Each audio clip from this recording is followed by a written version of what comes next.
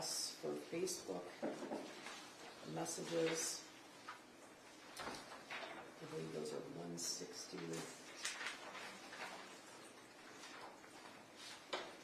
161 was ruled on, am I correct? Yes, Judge. I think it was 118 and 153.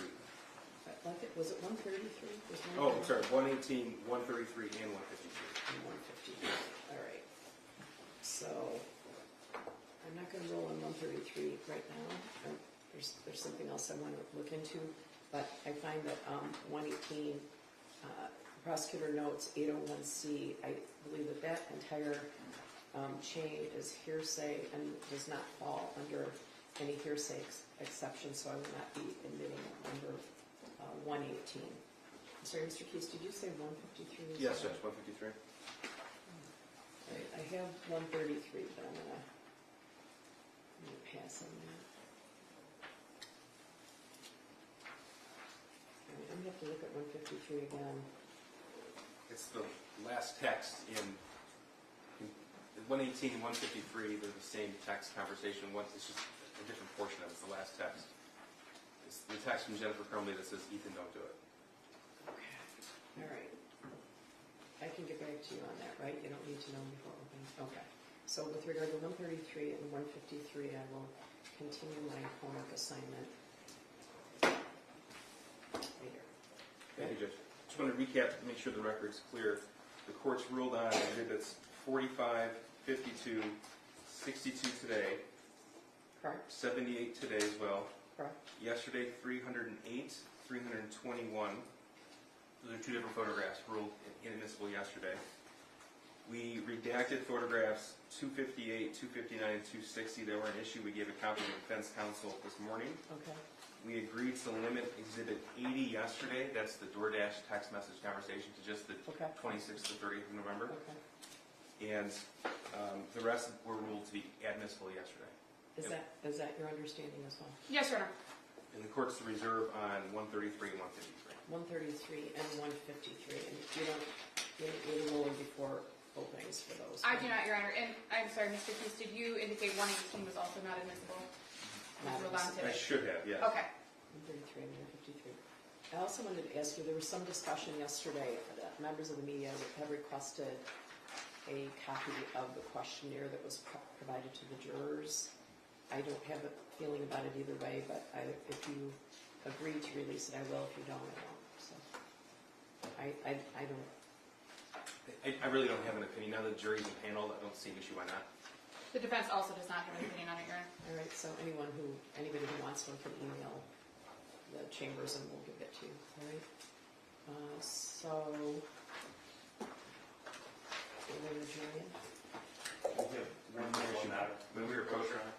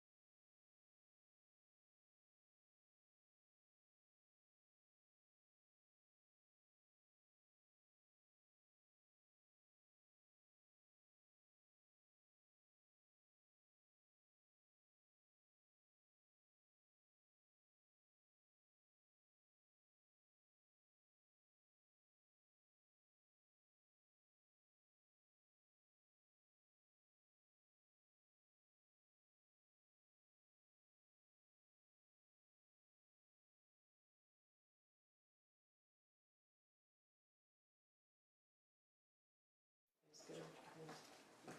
Swear them in, all those things. Are you ready? I'm sorry, can we one more? Sure. Just briefly, I'm sorry, related. Okay, can you guys turn up the microphone again?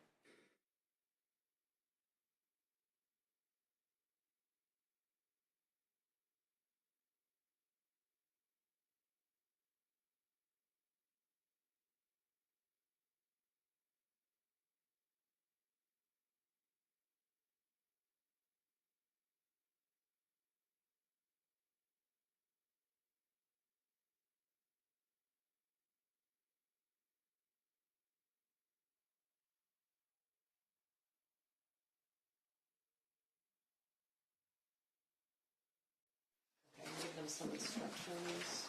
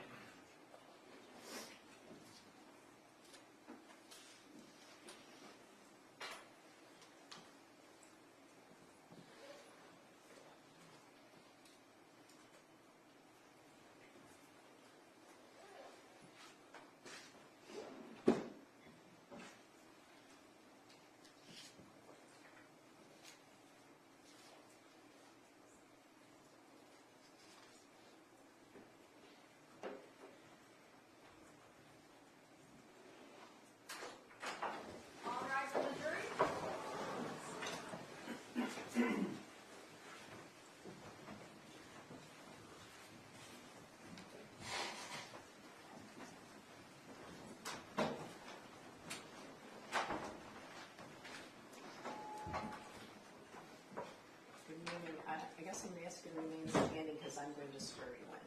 All right? Can you all raise your right hand? Members of the jury, you have been chosen to decide a criminal charge made by the state of Michigan against one of your fellow citizens.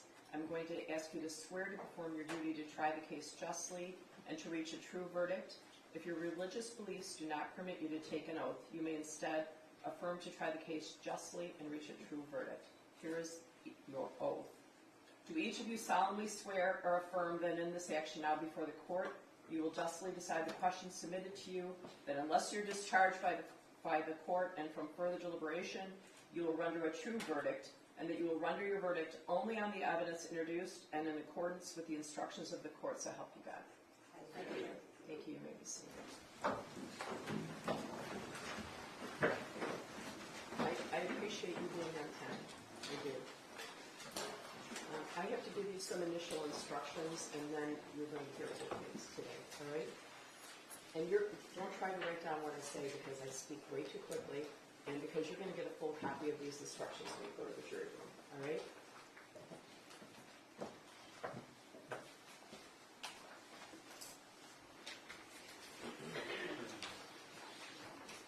I'm going to explain to you some of the legal principles you'll need to follow during the trial.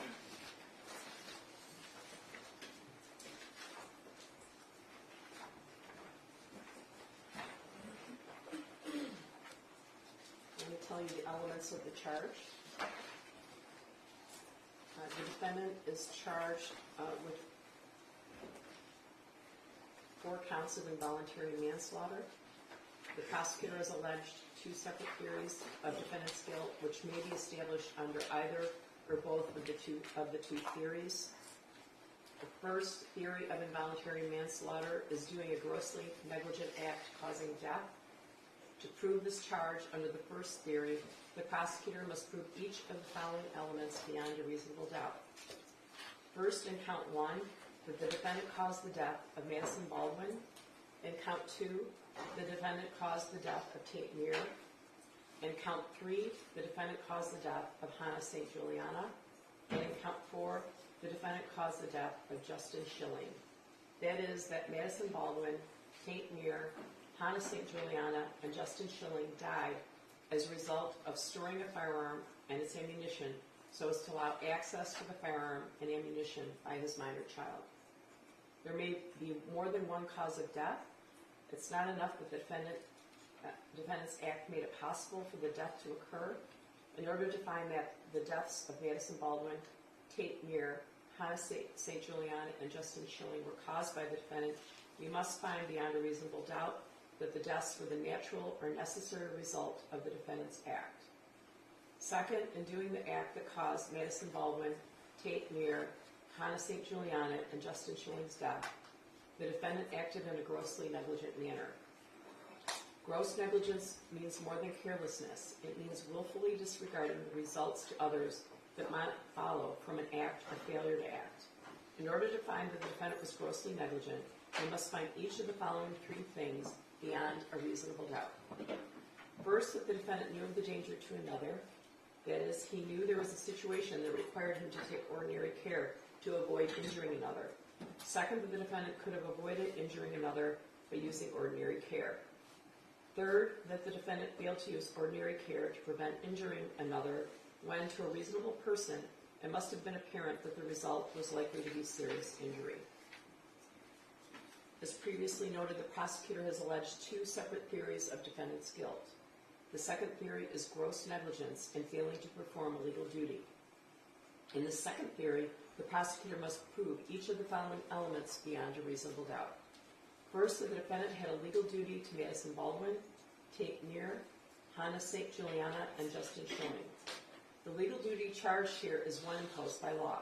In Michigan, a parent has a legal duty to exercise reasonable care to prevent their minor child from intentionally harming others, or prevent the minor child from so conducting themselves in a way that creates an unreasonable risk of harm to others if the parent knows that they have the ability to control their minor child and knows of the necessity and opportunity for exercising such control. Second, that the defendant knew of the facts that gave rise to the duty. Third, that the defendant willfully neglected or refused to perform that duty, and his failure to perform it was grossly negligent to human life. Fourth, that the death of Madison Baldwin, as to count 1, Tate Muir, as to count 2, Hannah St. Juliana, as to count 3, and Justin Schilling, as to count 4, were directly caused by defendant's failure to perform this duty.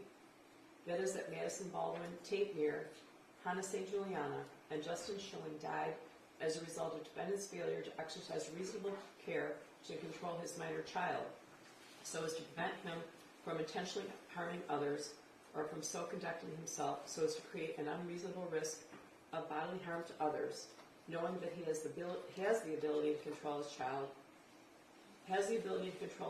knowing of the necessity and opportunity to do so. There may be more than one cause of death. It is not enough that the defendant's act made it possible for the death to occur. In order to find that the deaths of Madison Baldwin, Tate Muir, Hannah St. Juliana, and Justin Schilling were caused by the defendant, you must find beyond a reasonable doubt that the deaths were the natural or necessary result of the defendant's act or failure to act. With respect to the alternate theories, it's not necessary that you all agree on which theory has been proven, as long as you all agree that the prosecutor has proved at least one of those theories beyond a reasonable doubt.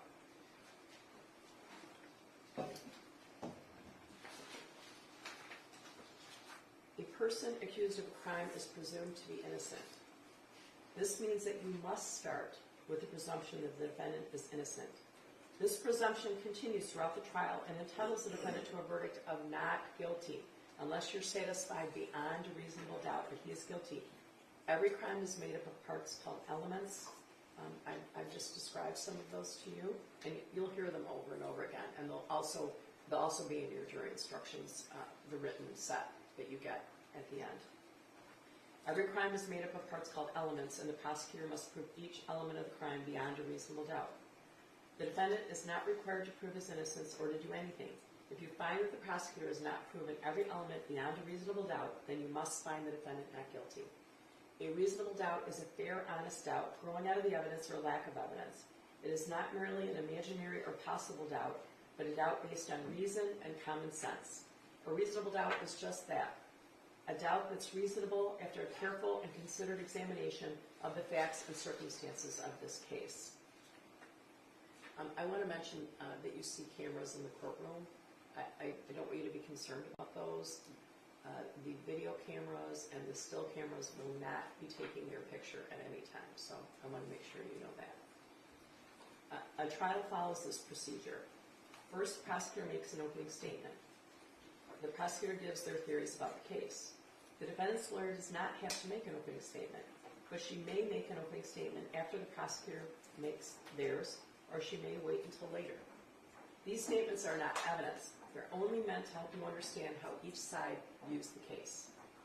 Next, the prosecutor presents their evidence. The prosecutor may call witnesses to testify and may show you exhibits like documents or objects. The defendant's lawyer has the right to cross-examine the prosecutor's witnesses. After the prosecutor has presented all of their evidence, the defendant's attorney may also offer evidence, but does not have to. By law, the defendant does not have to prove his innocence or produce any evidence. If the defense does call any witnesses, the prosecutor has the right to cross-examine them. The prosecutor may also call witnesses to contradict the testimony of the defense witnesses. After all the evidence has been presented, the prosecutor and the defendant's lawyer will make their closing arguments. Like the opening statements, they are not evidence. They are only meant to help you understand the evidence and the way each side sees the case. You must base your verdict only on the evidence. My responsibilities as the judge in this trial are to make sure that the trial is run fairly and efficiently, to make decisions about evidence, and to instruct you about the law that applies to this case. You must take the law as I give it to you. Nothing I say is meant to reflect my own opinions about the facts of the case. As jurors, you are the ones who will decide this case. Your responsibility as jurors is to decide what the facts of the case are. This is your job and no one else's. You must think about all the evidence and all the testimony and then decide what each piece of evidence means and how important you think it is. This includes how much you believe what each of the witnesses said. What you decide about any fact in this case is final. Part of your job in deciding what the facts of this case are is to decide which witness you believe and how important you think their testimony is. You do not have to accept or reject everything a witness says. You're free to believe all, none, or part of any person's testimony. In deciding which testimony you believe, you should rely on your own common sense and everyday experience. However, in deciding whether you believe a person's testimony, you must set aside any bias or prejudice you may have based on the witness's disability, race, national origin or ethnicity, gender identity or sexual orientation, or religion, age, or socioeconomic status. There's no fixed set of rules for judging whether you believe a witness, but it may help you to think about these questions. Was the witness able to see or hear clearly? How long was the witness watching or listening? Was anything else going on that might have distracted the witness? Does the witness seem to have a good memory? How does the witness look and act while testifying? Does the witness seem to be making an honest effort to tell the truth? Or does the witness seem to evade the questions or argue with the lawyers? Does the witness's age or maturity affect how you judge his or her testimony? Does the witness have any bias or prejudice or any personal interest in how this case is decided? Have there been any promises, threats, suggestions, or other influences that affect how the witness testifies? In general, does the witness have any special reason to tell the truth or any special reason to lie? All in all, how reasonable does the witness's testimony seem when you think about all of the other evidence in the case? When it's time for you to decide the case, you're only allowed to consider the evidence that was admitted in this case. Evidence includes only the sworn testimony of witnesses, the exhibits admitted into evidence, and anything else I tell you to consider as evidence.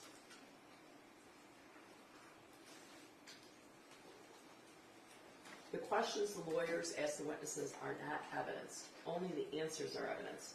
You should not think that something is true just because one of the lawyers asks questions that assume or suggest that it is. I may ask some of the witnesses questions myself. Sometimes I assume if I'm confused about something, someone else on the jury might be. These questions are not meant to reflect my opinion about the evidence. If I ask questions, my only reason would be to ask about things that may not have been fully explored. If you can't hear something that is said or presented, or if you cannot see a witness or evidence, please raise your hand immediately. During the trial, the lawyers may object to certain questions or statements made by the other lawyers or witnesses. I'll rule on these objections according to the law. My rulings for or against one side or the other are not meant to reflect my opinion about the case of the case. The lawyers and I will definitely have discussions out of your hearing. Also, while you're in the jury room, I may have to take care of other matters that have nothing to do with this case. Pay no attention to these interruptions. You must not discuss the case with anyone, including your family or friends. You must not even discuss it with the other jurors until the time comes for you to decide the case. When it's time for you to decide the case, I'll send you to the jury room for that purpose. Then you should discuss the case amongst yourselves, but only in the jury room and only when all the jurors are here. You must not talk to the defendant, the lawyers, the witnesses, or anyone who may be connected to this case. This means that you may not speak to these individuals, even if it has nothing to do with this case. You should be very cautious about speaking to people because you may inadvertently speak to someone connected to this case. This restriction is necessary to avoid even the appearance of any improper conduct on any person's part. If anyone tries to discuss the case with you or in your presence, tell them to stop. Explain that you're a juror and that you're not allowed to discuss the case. If they continue, leave. Report the incident to court staff as soon as you return to court. When the trial is over, these restrictions no longer apply. When the trial is over, you may, if you wish, discuss the case with anyone. I mentioned before that it's helpful. I guess I'm hopeful, and it's helpful that you wear your badge, because that sort of alerts people in the courthouse that they shouldn't be chatting you up. Okay? All right. During the trial, do not read, listen to, or watch any news reports about the case. Under the law, the evidence you must consider to decide the case must meet certain standards. For example, witnesses must swear to tell the truth. The lawyers must be able to cross-examine them. Because news reports do not have to meet these standards, they could give you incorrect or misleading information that might unfairly favor one side. So to be fair to both sides, you must follow this instructions. The restrictions I'm about to describe are meant to ensure that the parties get a fair trial.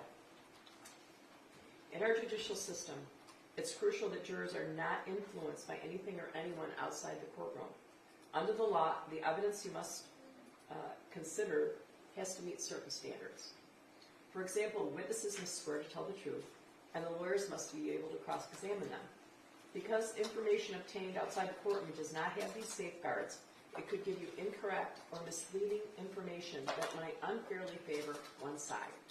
These restrictions start now, well, really yesterday, and continue until I discharge you from jury service. It's your duty as a juror to decide this case based solely on the evidence that you see and hear in the courtroom. You must not consider information that comes from anywhere else. This means that until you deliver your verdict, you must not read, watch, listen to, or receive any information, including opinions or commentary about the case, whether in newspapers, on television, the radio, the internet, or on social media platforms. You also must not research any aspect of the case during the trial. This means research using a cellular phone, computer, or other electronic device to search the internet, as well as research with traditional sources like dictionaries, reference manuals, newspapers, or magazines. You must not investigate the case on your own or conduct any experiments concerning the case, including investigation or experiments using the internet, cellular phones, computers, or other electronic devices. You must not visit the scene of any event in this trial. If it's necessary for you to view or visit the scene, court staff will take you there as a group under court supervision. You must not consider as evidence any personal knowledge you have of the scene. You must not share any information about the case by any means, including cellular phones or social media.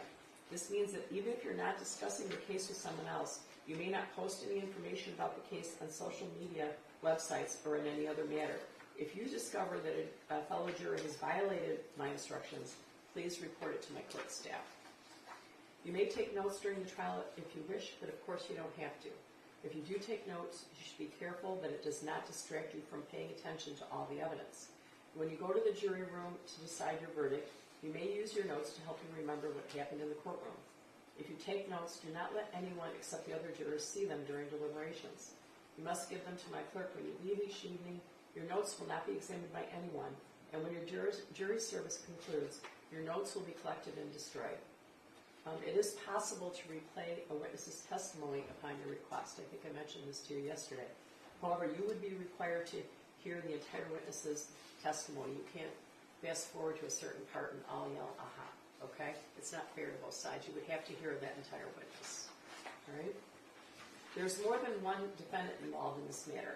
You should consider only the evidence presented in this defendant's trial. Each is entitled to have his or her case decided on the evidence and the law that applies to him or her. You can see that there are 15 of you. We have you in 2 different jury rooms just for comfort. After you've heard all the evidence in my instructions, we will draw lots to decide which of you will be dismissed to form a jury of 12. Possible penalty should not influence your decision. If you find the defendant guilty, it is my duty to fix the penalty within the limits provided by law. I'll definitely be giving you more instructions throughout the trial. After all the evidence has been presented, you will hear the lawyer's closing arguments. Following the closing arguments, I'll give you additional instructions about the rules of law to apply to this case. You should consider all of my instructions as a connected series. Taken all together, they are the law you must follow. After my final instructions, you'll go to the jury room to decide on your verdict. The verdict must be unanimous. That means that every juror must agree on it, and it must reflect the individual decision of each juror. It's important for you to maintain an open mind and not make a decision about anything in the case until you go to the jury room to decide the case. You must not let bias, prejudice, or public opinion influence your decision. Each of us may have biases or perceptions about other people based on stereotypes. We may be aware of some of our biases, though we do not express them. We may not be fully aware of some of our other biases.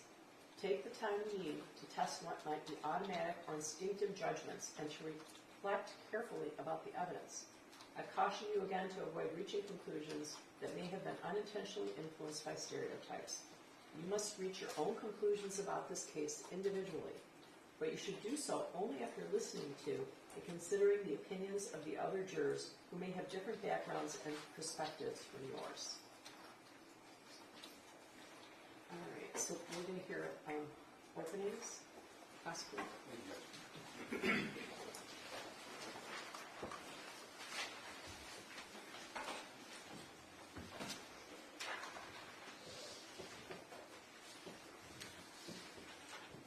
On November the 30th, 2021, James Crumbley's 15-year-old son walked out of the boys' bathroom in Oxford High School holding a 9mm handgun.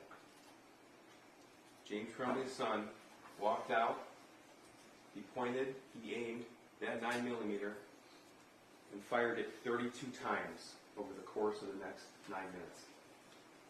He fired that weapon at teachers and students.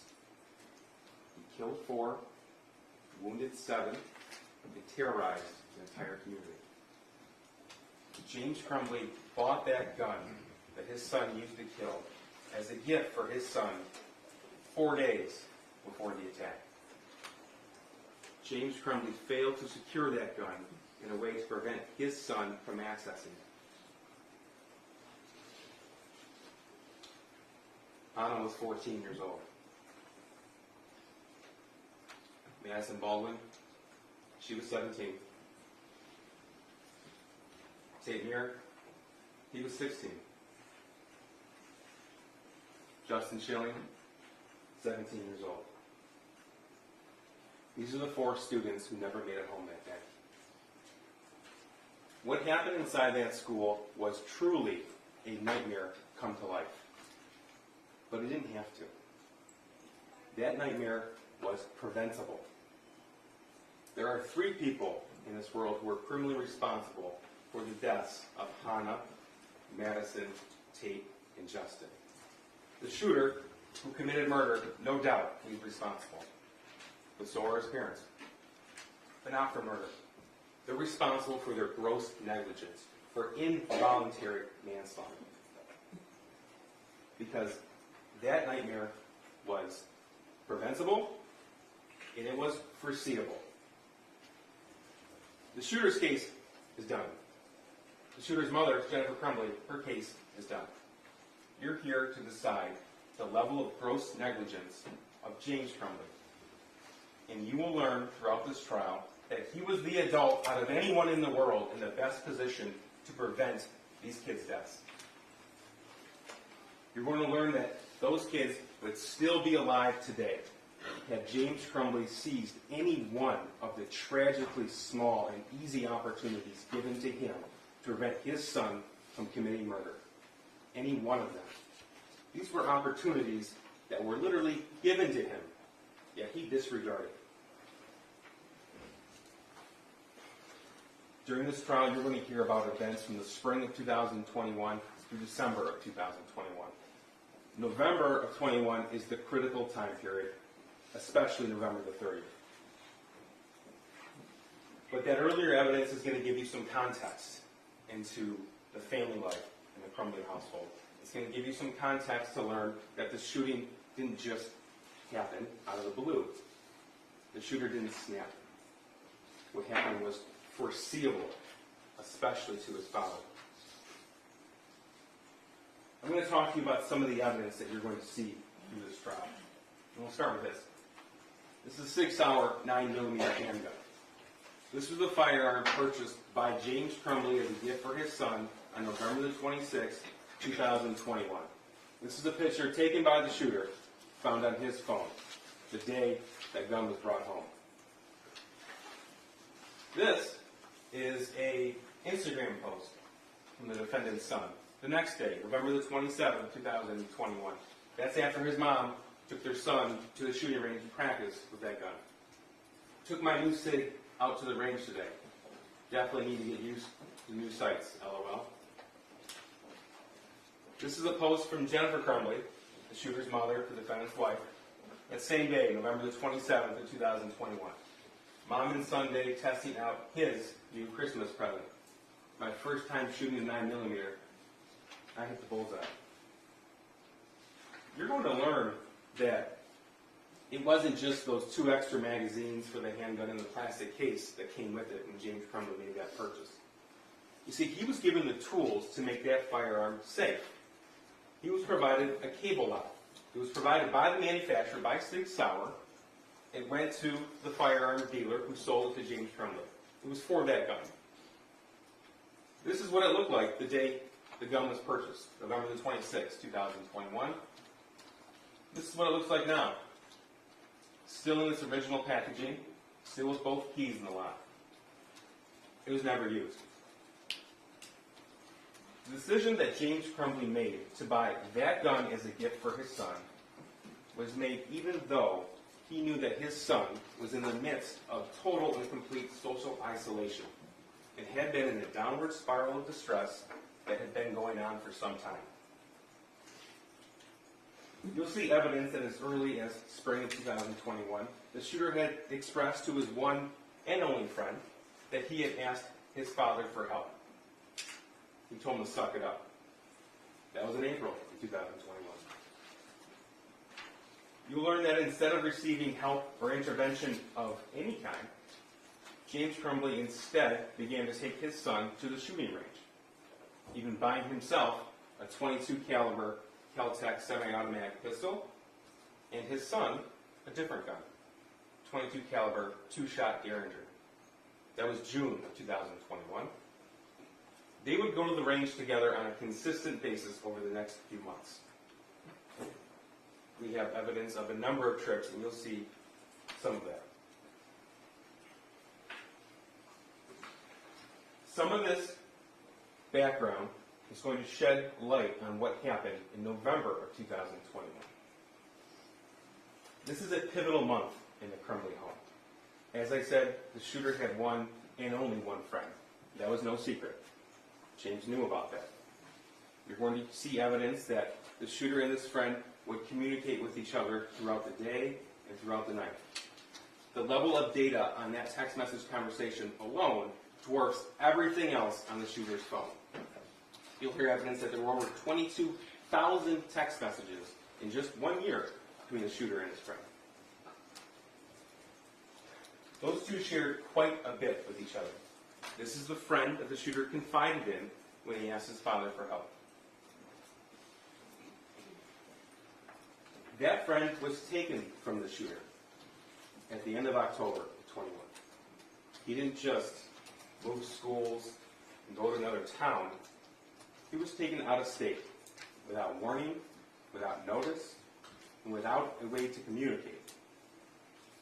The impact on the defendant's son was severe. His entire social connection was severed, and James was there to know about it. You see, he wasn't working at that time. From November the 1st to November 9th, he didn't have a job. And when he did work before that, it was from home. When he did get a job on November the 10th, it was for DoorDash, where he could set his own schedule and decide when he did work and when he didn't work. It was also during this month of November that the defendant's son began to write in a journal. Some of that is going to be permitted to be shown to you, and Judge Matthews decides what you see and what you don't see. The portions you'll see is that the defendant's son wrote about how he was begging his parents for help, how he's begging for a more powerful 9mm handgun to commit the school shooting, and how he's able to obtain access to the murder weapon. Again, this evidence is important for you as background to what happened on November the 30th, but it also gives you a glimpse into the level of knowledge possessed by James Crumbley when he made the decision to buy that 6-hour 9mm handgun for his son on November the 26th, and then, just as importantly, what he decided not to do the morning of the shooting. You see, James Crumbley was afforded what might have been the easiest and most glaring opportunity to prevent the shooting. A full 3.5 hours on November 30th before the first shot was ever fired. Because he was shown this. This is a math worksheet. These are drawings and writings from the defendant's son. November 30th, 2021.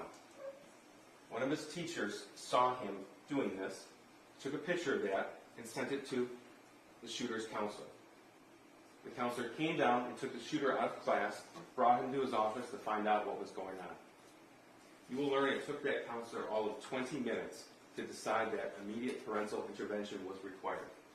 He made that decision even though he had about a fraction of the knowledge possessed by James Crumbley.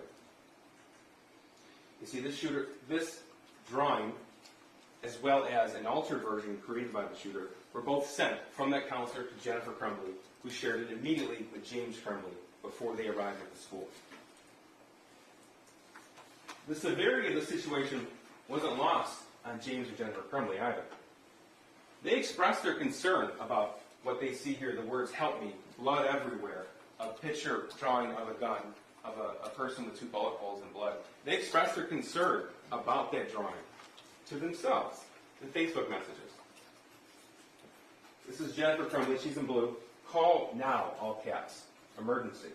This is November the 30th, 2021 at 9:33 in the morning. Followed simply with emergency.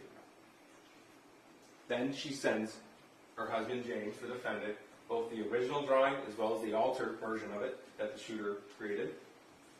That's at 9:38 in the morning. James Crumbley's response, "My God, WTF."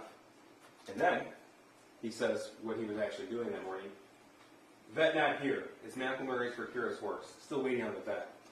You see, James and Jennifer Crumbley spent quite a bit of time away from the home, attending to their horses. That's what he was doing the morning of the shooting. Jennifer Crumbley, he said he was distraught about last night. "James, we talked about it this morning." "You talked to him?" "Jennifer, can you call?"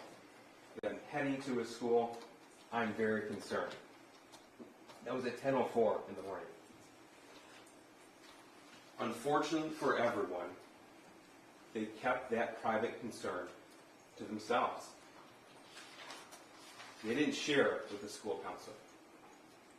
Despite what they knew, despite what they thought, James Crumbley and his wife, neither one of them, mentioned anything about the gun being purchased for him 4 days before the shooting.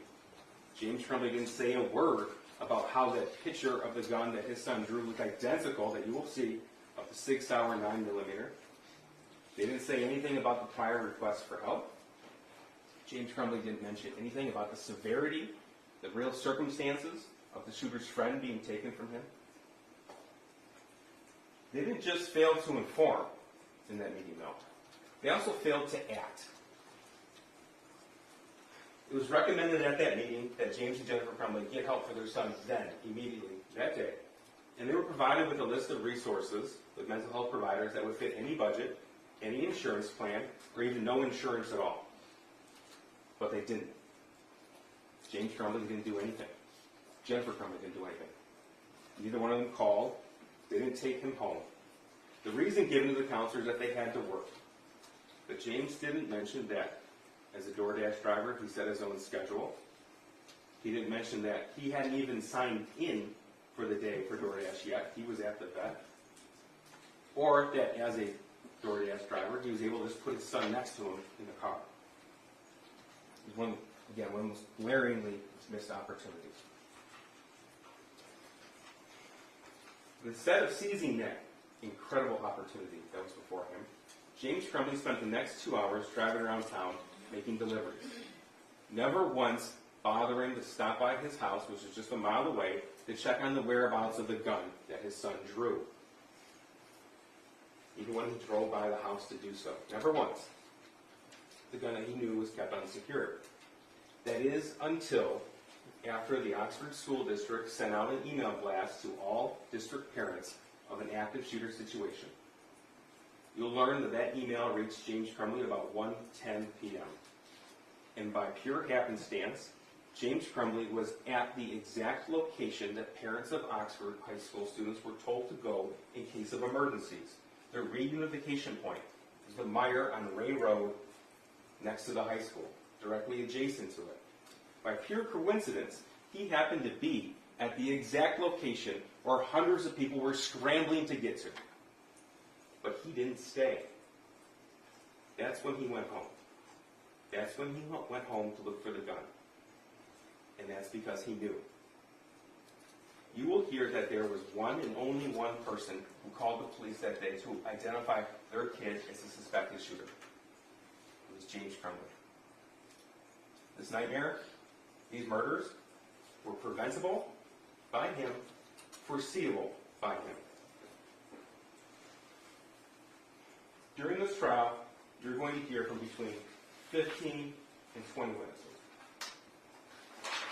I do need to tell you that you won't hear from the shooter. Neither side is entitled to call him to the stand. You won't hear from Jennifer Crumbley. Again, neither side is entitled to call her to the stand. But you will hear a lot about what happened in the days, the weeks, the months before the shooting, specifically November the 26th and November the 30th. Again, those are the critical days. What happened from the 30th, from the time of the meeting to the time that first shot was fired. You're going to learn that throughout the investigation, investigators obtained information from social media accounts, from cell phone forensic analysis. They obtained banking records. They obtained GPS pings. So you're going to be able to put together a bit of a digital footprint of the Crumbley life. You're also going to learn what James and Jennifer Crumbley did after the shooting. Evidence will be presented to you to show that the defendant and his wife withdrew as much cash as they could, and they tried to liquidate their assets. They were found hiding from the police in the city of Detroit in an art studio on December the 4th, 2021. That's after they were charged with these crimes. Which you will never hear, and I want to make sure this is clear, you will never hear any allegation that James Crumbley knew what his son was going to do on November the 5th, that he bought the gun knowing what his son was going to do. If he bought a gun knowing his son was going to commit mass murder, then he'd be charged with murder. There is no claim that James Crumbley gave his son that firearm hoping he would murder 4 students. So then the question becomes, how is it that a father can be held responsible for the intentional acts of a teenage son? And the answer to that question is twofold. It's 2 reasons.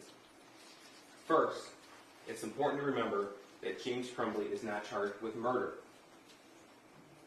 He's charged with involuntary manslaughter.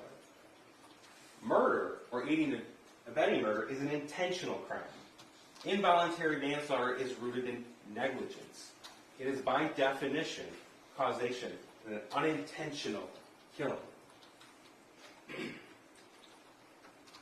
Second, it's because it takes a rare and specific set of circumstances to rise to the level of involuntary manslaughter when there are multiple causes of death. A rare set of circumstances. Those rare circumstances you will find present in this case. It takes gross negligence. It takes causation of death. And it takes that other person's acts to be reasonably foreseeable. Those are the three elements that must be proved. And that's what Judge Matthews is going to tell you. You will learn that the law says that in this situation, there are actually two different ways to find this defendant guilty of involuntary manslaughter. You are able to pick either, because the law allows you to do so. Involuntary manslaughter is committed when someone's actions or inactions are grossly negligent, or their failure to perform their legal duty as a parent was grossly negligent.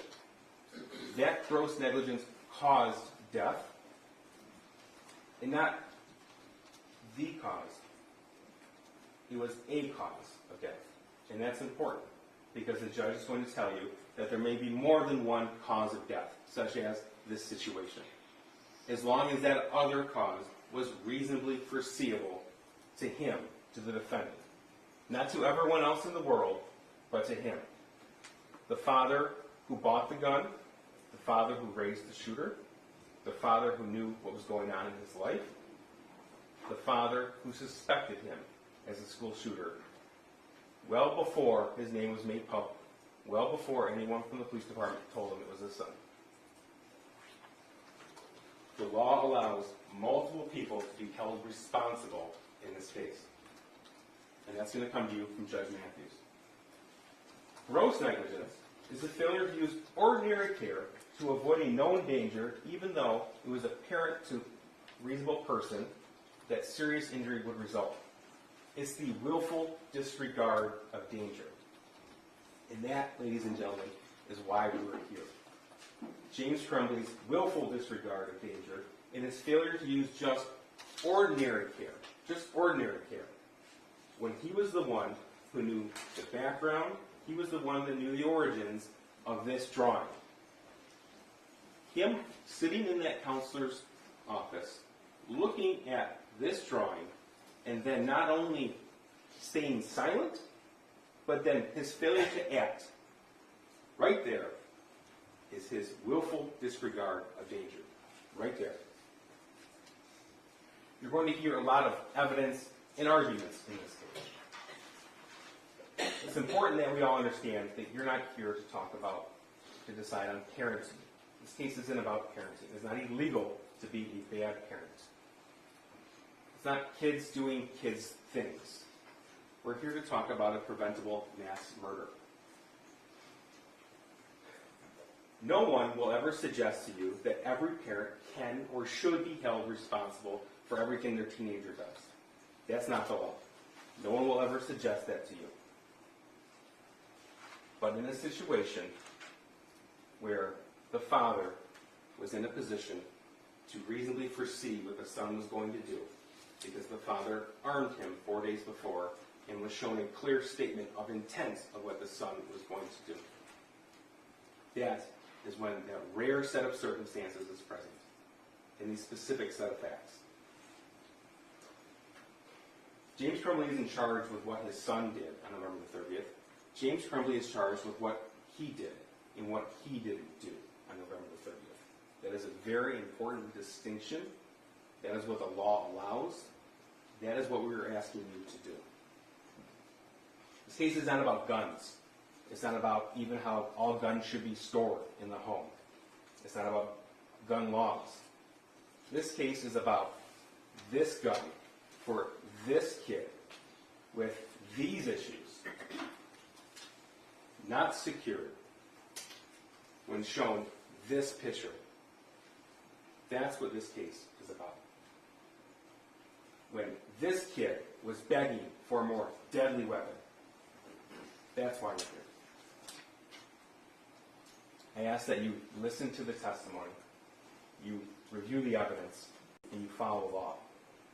If you do that, you will undoubtedly reach a fair and just verdict.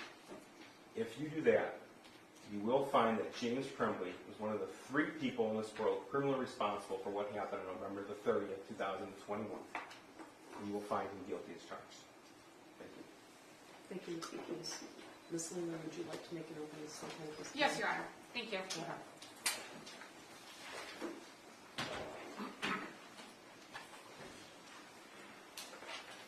The events of November 30th of 2021 undeniably changed people's lives in ways that most people could never imagine. 4 children lost their lives. Families were destroyed, and a community was terrorized. But this case is not about what happened inside of Oxford High School. This case is about what happened outside of Oxford High School. The prosecution alleges that James Crumbley was aware that his son was a danger to others, and that he failed to protect other people from his son. The prosecution alleges that James Crumbley had knowledge that his son could and would hurt other people, and that he failed to protect those people, that he failed to take steps to protect others. And ladies and gentlemen, that simply is not true. You will hear evidence in this case of what occurred inside of Oxford High School. You will hear the prosecution's version of what they claim James Crumbley may have known. You will hear that a gun was purchased on November 26th of 2021 by James Crumbley. You will hear what kind of a gun it was. It was a handgun. You will hear how it was stored. You may hear where it was stored. You will hear whether or not Mr. Crumbley's son knew where that firearm was. Pay attention also to what you don't hear. Pay attention to that you won't hear that James Crumbley knew that his son knew where that firearm was. Ladies and gentlemen, James Crumbley was not aware that his son had access to that firearm. You will hear testimony that access was not allowed in James Crumbley's mind. Ladies and gentlemen, you will not hear that James Crumbley knew what his son was going to do. You will not hear that James Crumbley even suspected that his son was a danger. That math homework that the prosecution is putting up on the screen, you're going to hear about that. You're going to hear about what other people thought about that. People at the school, including James Crumbley. There's going to be probably quite a bit of discussion about that piece of math homework, ladies and gentlemen, and you're going to hear all about it. Ladies and gentlemen, James Crumbley did not know what his son was going to do. He did not know that his son could potentially harm other people. He did not know what his son was planning. He did not purchase that gun with the knowledge that his son may use it against other people. You will not hear that he did that. The prosecution told you that. The prosecution just told you you're not going to hear that. You're not going to hear that James Crumbley purchased that gun with the knowledge that his son was going to go harm other people. But what the prosecution wants you to believe, the part that's not true, is that James Crumbley knew what his son was going to do and knew that he had a duty to protect other people from his son. Ladies and gentlemen, that's not true. He didn't know. You're going to hear about James Crumbley's relationship with his son. There may be other witnesses who testify about that, about how James interacted with his son, including on the day when that math homework was shown. You're going to hear from other people. They're going to tell you, in their own words, what they observed about James Crumbley and his son, about what they observed about his son, about any concerns they may have had. Other people, not just James Crumbley, but other people with additional education, additional training to evaluate situations like this and evaluate individuals. You're going to hear from those people probably. And they're going to tell you in their own words what they thought about the math homework, about Mr. Crumbley's son, about Mr. Crumbley's interactions with his son. Yes, James Crumbley was a DoorDash driver. We all know that. It's been said multiple times. Ladies and gentlemen, being a DoorDash driver doesn't mean that your job is any less important to you or other people than any other job. It doesn't mean that you don't feel that you have a duty to go to work. And ladies and gentlemen, when you're not aware of an immediate, imminent danger, why would you do anything different than what you normally do? You wouldn't, because you don't have any reason to think you need to. So ladies and gentlemen, you're going to hear the evidence. You've heard a lot of questions in the last couple of days from both the prosecution and myself. You probably have an idea where each side lands on these issues. But you're going to hear the evidence. You're going to hear from people other than us. And you're going to be able to hear in their words what they thought about those days from November 26th to November 30th of 2021. And their feelings, what they observed, any concerns that they may or may not have had. The prosecution has asked you repeatedly to follow the law. I'm going to ask you to do the same thing. Please do follow the law. And I'm confident, we are confident, that if you do that, if you follow the law, that you will find James Crumbley not guilty. Thank you. Thank you, Ms. Newman. Should I give you a little break? We got a little break. I'm going to give you a little break, so you might have to do a little bit of setup in the courtroom, and then you're going to hear the first witness, okay? So for about 10 minutes, about 5 minutes. All rise for the jury.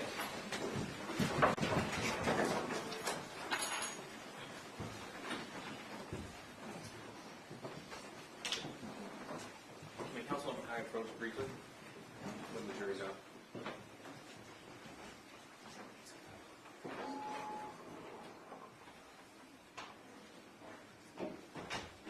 Mic off, Your Honor. Yeah, can you turn the microphone off?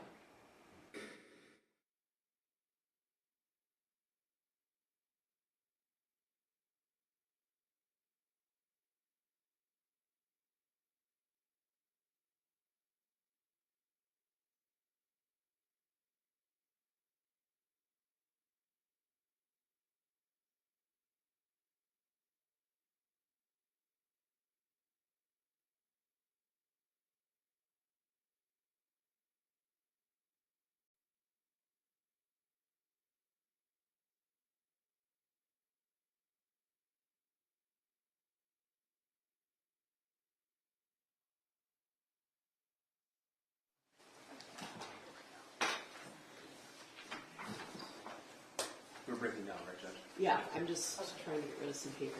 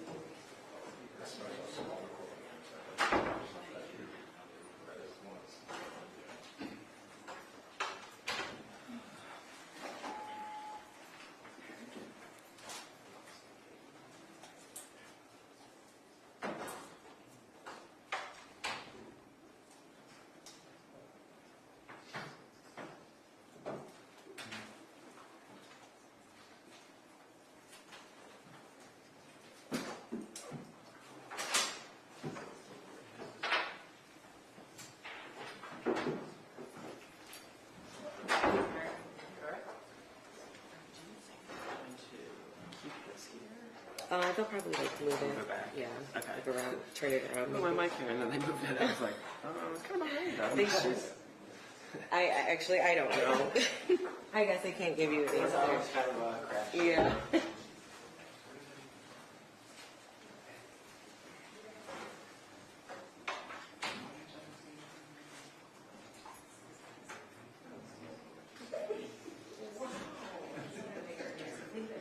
I'm sorry, I'm coming in through one more time.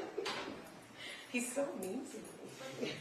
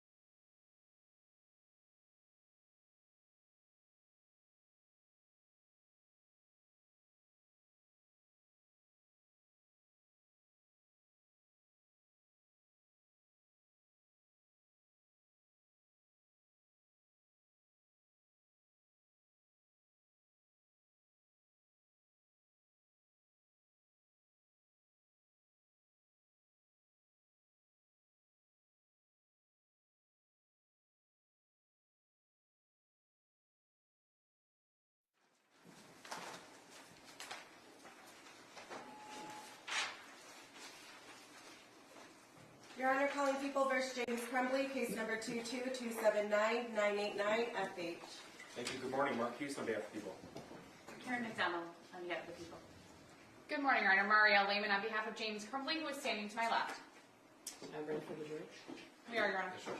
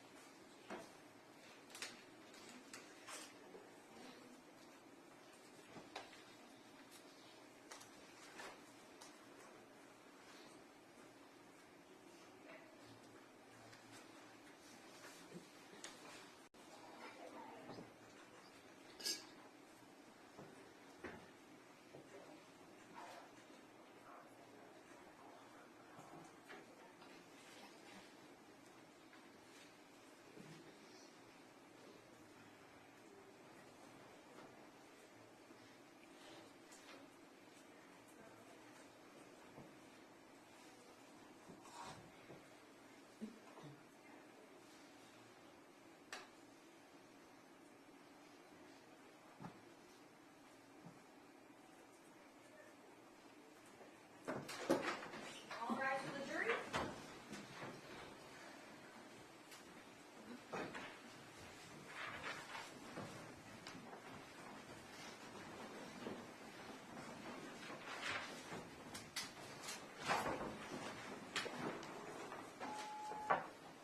You may be seated.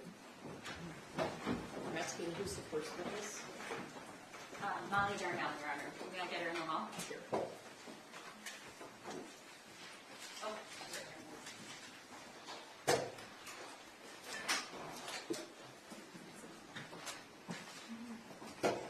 Could you raise your hand?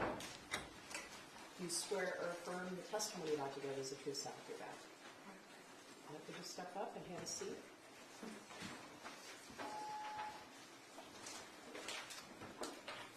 And would you state your name for the record and spell your first and last name? Molly Darnell, Molly Darnell. Okay. may I proceed? Good morning. May I call you Molly? You can. Okay. And Molly, I know you testified a couple times, so you know, keep your voice up. And if you want me to slow down or you don't understand the question, just let me know. Okay. Okay. Can you tell the jury what you do for a living? I'm an educator. Okay. And where are you employed? I'm employed at Oxford Community Schools. I've been there since the fall of '98. So that would be your whole teaching career? That's correct. Okay. What is your role now? My role now is I am a virtual teacher with Oxford Virtual Academy. I'm a mentor teacher for middle schoolers. All right. So do you go to the high school now? I do not. No. All right. Can you tell the jury what your role was and which building you worked at on November 30th of 2021? On November of 2021, I was the International Baccalaureate Coordinator for the Middle Years program, which was a 610 program, as well as the English Language Arts coach, which was a 612 position. Okay, so you didn't have, did you have instructional contact with students, or was I it did more not. teachers? No, I worked with teachers, predominantly the English Language Arts department, but I worked with many other teachers throughout the 612 curriculum. It was like it's a coaching job, so instructional curriculum, that type of what's happening in the classroom at that point in time. When was the last time you had a traditional teaching schedule? A traditional teaching schedule.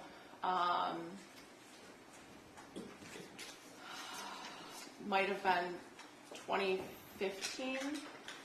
I'd have to really go back and look at my resume to know that. Okay, But in the fall of 2020, I did have a classroom. We went back face to face, and so we pulled all of our instructional coaches out to teach a few hours of the day so that we could spread students throughout the building and get students back instructionally. okay, so after COVID, the coaching faculty We moved back into our started to take more teaching assignments so that you could spread kids out. Correct. Do I have it right? Correct. Okay. On November of 2021, were there kids in the school that you knew? And if so, how did you have contact with them? There were kids that I knew from the class that I had had the previous year. There might have been, having been in the district for a long time, there were a lot of teachers who had children that were in that building. So I knew a lot of them too. Okay.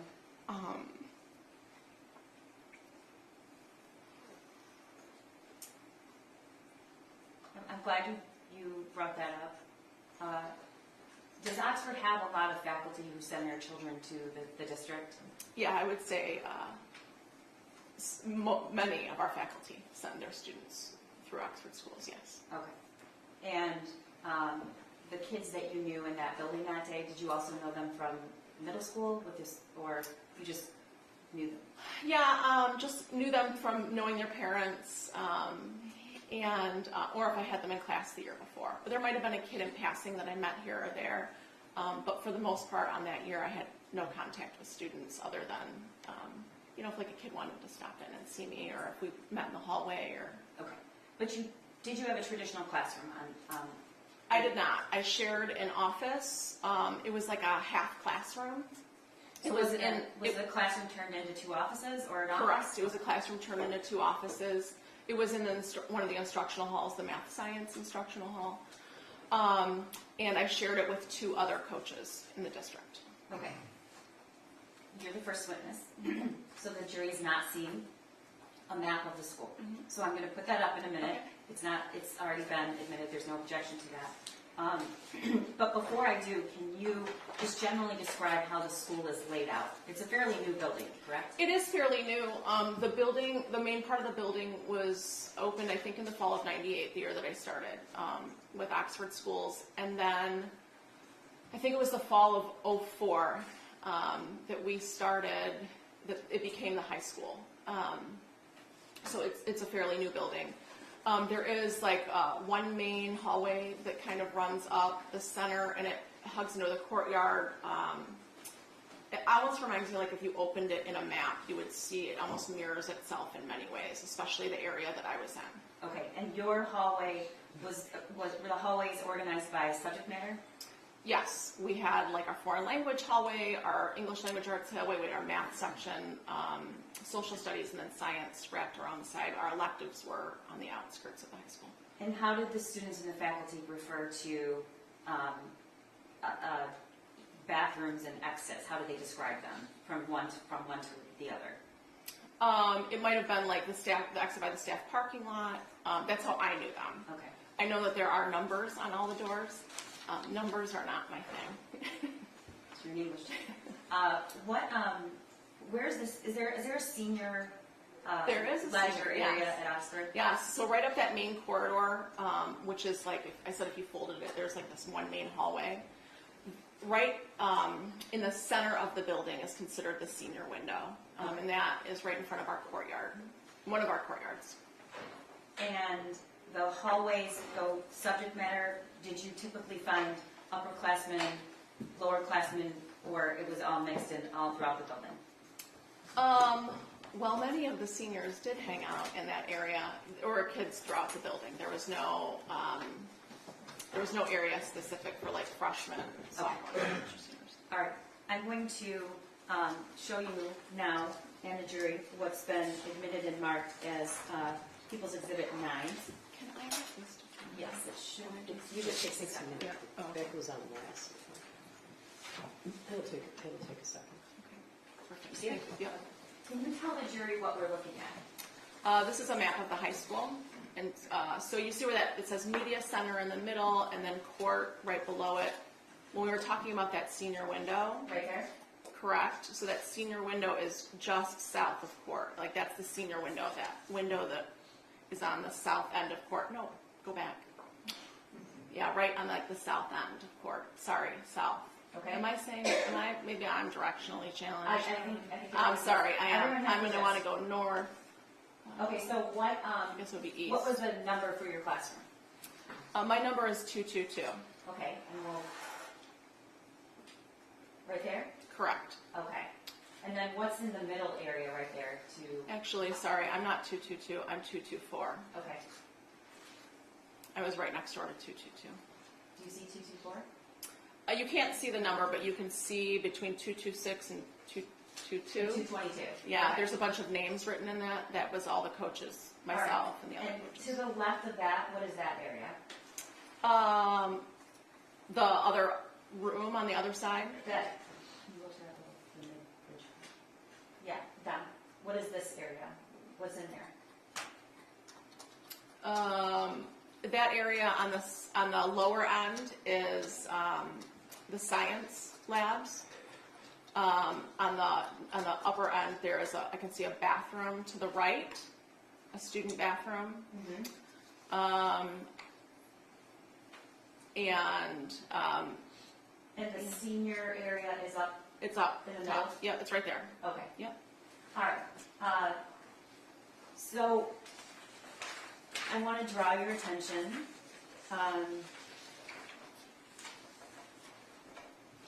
to around 12:50 on November 30th, 2021. Do you remember that day? I do. Okay.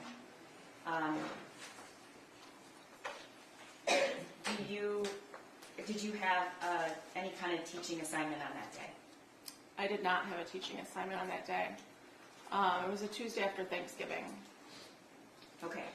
Can you tell the jury about the Oxford lunchtime schedule? Because it's a little confusing. We run a 7-period rotating schedule, which means that kids meet for 6 class periods a day. The lunches have a split hour, so they have an A, B, and a C lunch. If they're A lunch, they go to their class the second half. If they're a B lunch, they go to class, have lunch, go back to class. And if there's a C lunch, they go to class, then they go to lunch. Okay. And about how many minutes is passing time, generally? I want to say it was 8 minutes. And what did you typically do during passing time? During passing time, I might have gone out in the hall and chatted with a colleague or two, checked in on something. That is also a time it's like the time that teachers need to get things done. So there might be a quick interaction. I might, see a kid in the hallway passing by. But pretty often, like it was just standing guard outside my room or standing outside my room. Okay. At around 12:50 that day, do you remember what you were doing? A student that I had in the fall of 2020 wanted to chat, and so she came in and we chatted for a few minutes, and then she left. Do your, as a general rule, do you keep your door open or closed? Open. All right. And your classroom, as we see in the map, was smaller. What was the layout of the classroom? Were there traditional student desks in there, or can you explain to the jury what the classroom was like? If you walked in straight ahead, you would have seen my desk. To the left of that, you would have seen one of my colleagues' desks, and then just on the wall closest to the hallway, there was another coach's desk. What is at the back of the classroom when you go in the front? The wall you're facing, what is that? There's a large window that leads out to the courtyard. Okay. Once the student left, what did you do? There was a few minutes left during passing, and so I walked around to my desk and opened up my laptop. All right, and we're going to and check some emails. Okay. And are you facing the door, or? I'm facing the door. Correct. All right. And what happened next, Nella? I'm sitting on my laptop, reading through an email. The door's open, and I notice a group of kids running by. It was a movement that I had never really seen before. They were moving, like there was a hyperness to the voices, and it was almost like they were pushing forward, like trying to move as fast as possible. And that seemed unusual to you? That was very unusual to me, yes. Okay, why was it unusual? I have never seen a group of students move like that before. Because of their speed or the way that they're... I think it was all of it. There was a speed to it, the tone of voice. There wasn't any like, my first instinct was that it was a fight, but a fight, because it was the only thing that, was the closest to what students would be moving quickly or swiftly to, especially in that large group of kids. Did you stay seated or did you get up? I got up, I exited the classroom or the office and moved about In the hallway? into the hallway. I moved into the hallway to see what's going on. Okay, if you look at the map, which direction did you turn? Did you turn towards I door turned 4? towards door 4. Okay. So I turned towards door 4. What did you see in the hallway? I see. So the hallway kind of bends. So I come out of my office and I'm closer to that 221, but not fully there, right? I'm closer to 221, and I'm looking, and I can see all these kids rushing out of door 4, which didn't make sense to me because, again, I'd never seen this happen. So that's what you saw. Mm-hmm. Did you hear anything at that point? It was silent. There was no noise. Was that unusual? Absolutely unusual. Okay. At that time, yes, absolutely. And what did you do next? I moved back into my classroom, trying to understand what's happening. And I walk back into the classroom, and I'm thinking, okay,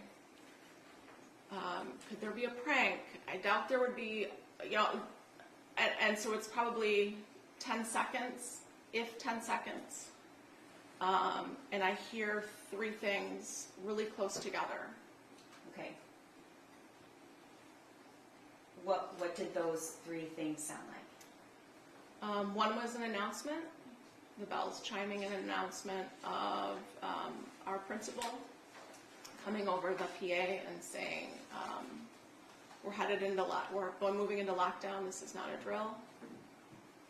Okay, and you, as a faculty member for this many years, what is lockdown? What have you been trained to know about that? What does that mean? So we're trained in the ALICE protocol, which means we have to use our senses to figure out what's happening. But with all of those students and with what I was hearing, the 2 additional things that I was hearing was like a loud pop, pop, pop, and then multiple doors slamming. I moved to shut my door and lock myself in. I want to stop for a minute. Mm-hmm. What is your experience with firearms up until this point? Up until this point, my experience with firearms is limited. I have, however, shot a weapon. I have in my life shot a weapon. Okay. Have you been to a range before? Is this a hobby that you have? It is not a hobby. I have been to a range. Okay. When you heard the pop, pop, pop, what did you think? I thought in my head I could have mistaken them for lockers slamming easily. They did not sound like gunshots to me, but I'm not really, I've been to a range once. I I don't really know what a gun sounds like. Okay, so what, you said the three things, the announcement, The announcement, the pop, pop, pop of the weapon that I now know, and doors slamming. okay. And what did you do? I moved to shut my classroom door because when I had come back in, I had not shut it. So I shut that classroom door, and we have a night lock next to all the doors. Can you tell the jury what a night lock is? A night lock is a device that slides into the door. Where do you slide it? You slide it in the bottom of the door, and it keeps the door. So on my office and all of the rooms in the building have glass partitions on the side. So if someone were to shoot out that and try to get in, it would keep that door from being opened. Okay, I'm going to show you what's been admitted as Exhibit 10. Molly, what is that? That's the office that I had. Okay, so that's your door open. Yep. All right. And where is your, this is not a pic, is this a picture that adequately reflects the normal No, okay. this was. We're going to get to why that's like that, but where is the desk that you were sitting at? Straight ahead, there's that tall lamp. My desk was the other way. The other way. Yeah. Right there. Okay. So you said you approached the door, you shut it, I did. I shut it. and then where was the night lock? It is in this photograph. You can see that bag that's mounted to the wall. It was, yep, that's a blood bag that we keep in all the classrooms. And then, or like a medical bag or whatever. And then just in front of that, you can't even see it. It's so close to the door. Okay. Was the night lock. Okay. And I think I might have interrupted you. What is significant about the night lock, and why is it used in a lockdown? It's a measure. It's an additional measure of barricading yourself into a room if need be. Can you open the door if the night lock is installed? You cannot. What about if you had a key to the door? It wouldn't matter. You cannot open. It's like it keeps that door from being opened.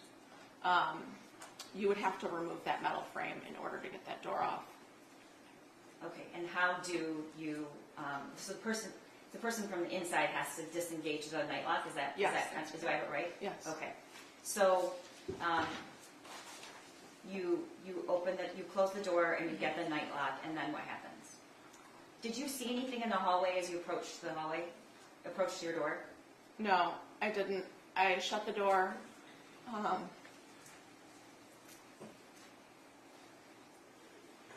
I can hear that door shutting. It's completely silent. And I grab the night lock.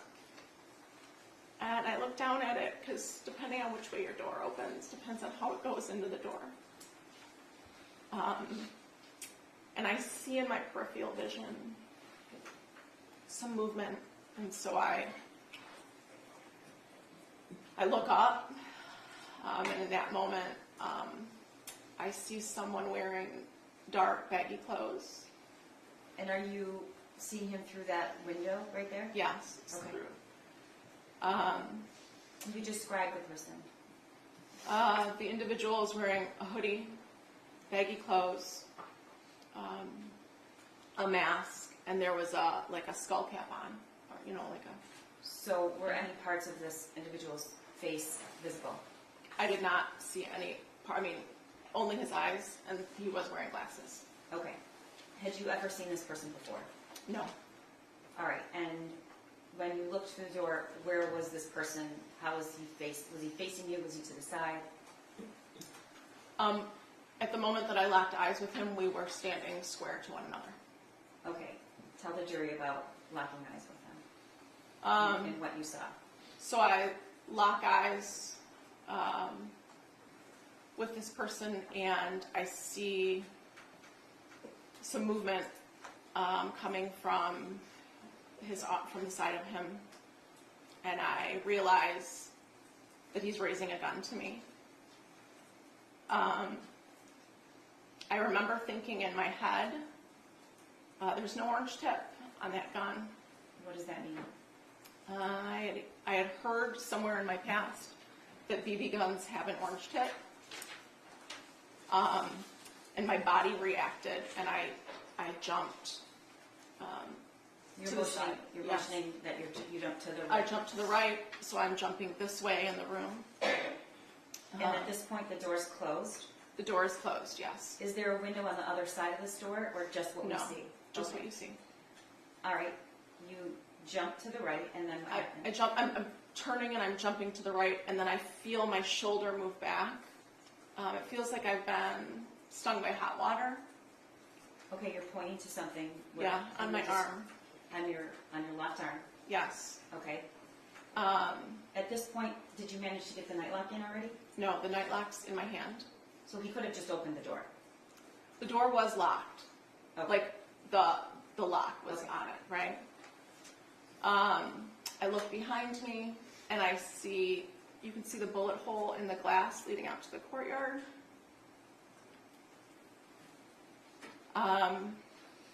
And in my head, I remember thinking, a BB gun can't do that.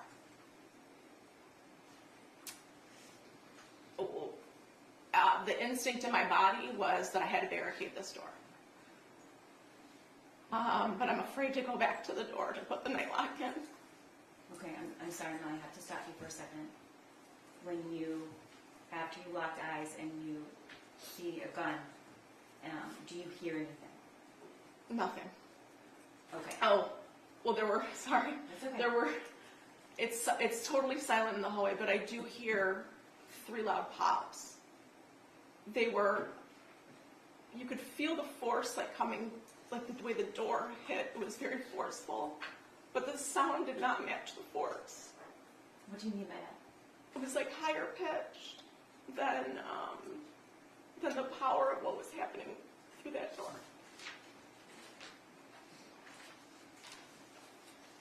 When you jumped to the side, you said then you looked and saw the bullet hole, and then what did you do next? There was a filing cabinet over on this side of the door against the wall, and so it's a longer one, and so I grab it and I'm trying to move it, and I'm realizing I can't move it, but I know I have to get back and barricade that door. Okay. You were shot that day. I was. Okay. And can you tell the jury and show the jury where you were shot? Yeah. I'm gonna remove this. That's Is it okay.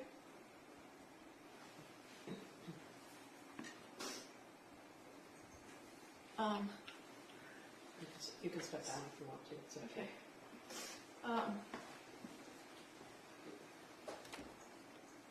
So, you can see it's kind of on the back side of the arm. It's not straightforward. You can't see the scar when I'm standing straight forward.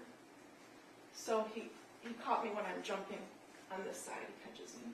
And there's There's an entrance and an exit wound, and the line in the middle is where the bullet cauterized my flesh.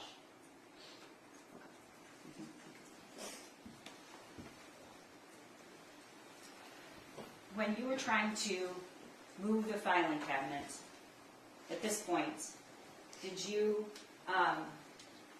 Okay.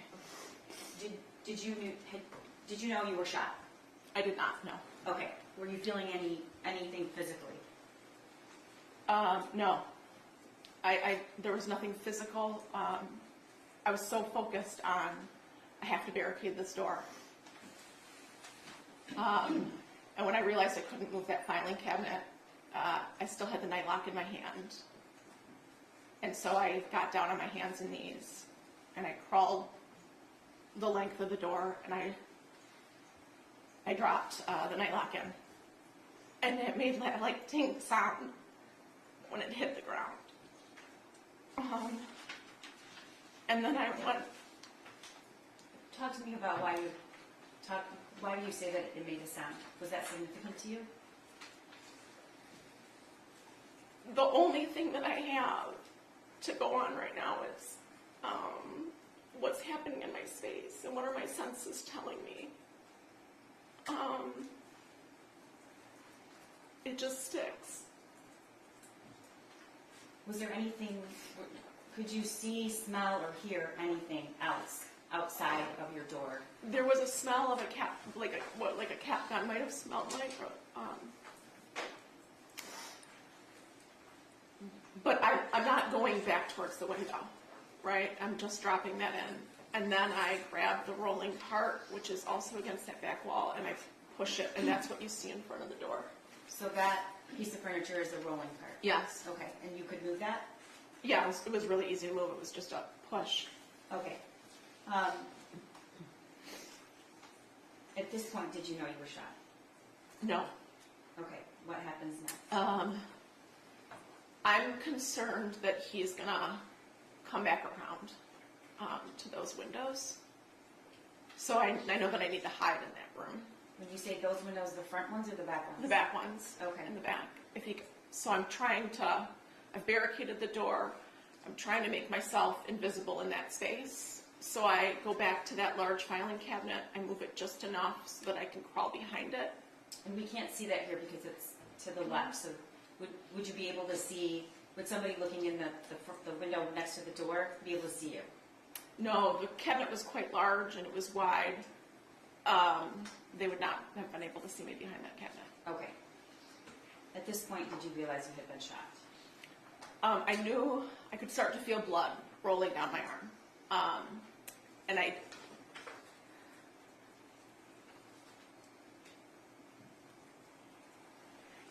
What kind I of don't think I was admitting that I was shot, right? It's not some, it was so far out of what I knew to be what happens. And so I just knew that if I was bleeding, I had to put a tourniquet on. But I can't get back to that bag that has medical supplies in it. So I removed my cardigan that I was wearing that day. And I used one of the sleeves to tie around my arm, put part of it in my mouth and the other part in my hand, and I just tightened it around my upper arm.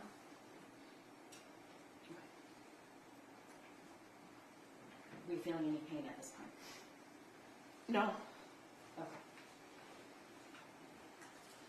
The person that you saw raise the gun and shoot at you, did you, looking back then now, what was your impression of his use of the firearm, if anything? Your Honor, I'm going to object to that question. She's already testified she's not very familiar with firearms. I think that she would be speculating about his use at this time. I do want to acknowledge she's testified twice before, so I do know. I'm trying to, this is difficult. Even though it's her third time, it's very hard for her. And so I'm trying to get her to answer my questions. We'll describe what you noticed about him. His feet were about hip distance apart. His shoulders were square. And he raised that gun right up. It was probably a second from the moment that I locked eyes with him. Okay, just for the record, you're raising your arm at shoulder level. Was it 2 arms or 1? I don't know. I just remember seeing the one arm and my body instinctually moved. Okay. So after you tied the tourniquet, what did you do? Were you hearing any announcements? Did you have a phone with you? Did you have a way of communicating with anyone? I had my cell phone.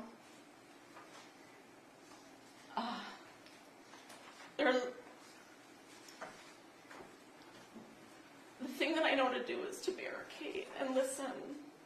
So I'm trying to figure out what to do next.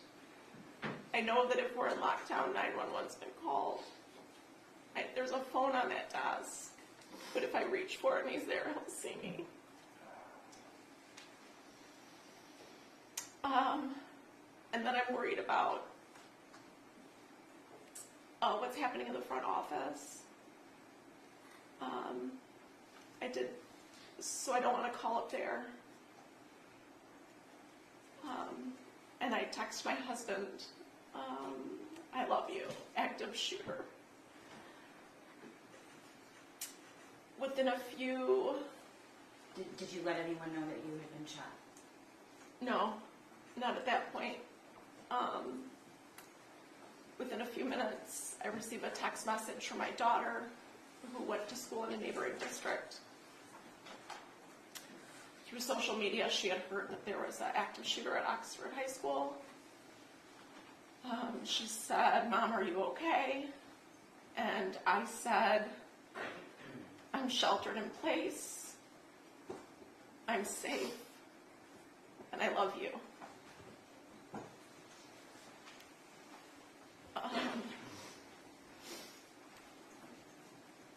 And I'm just listening to what's happening outside, trying to distinguish what's my next move. What are you hearing? Absolute silence. I'm hearing nothing. Were there any announcements? There was another announcement that came on at one point, and it was to remain in lockdown.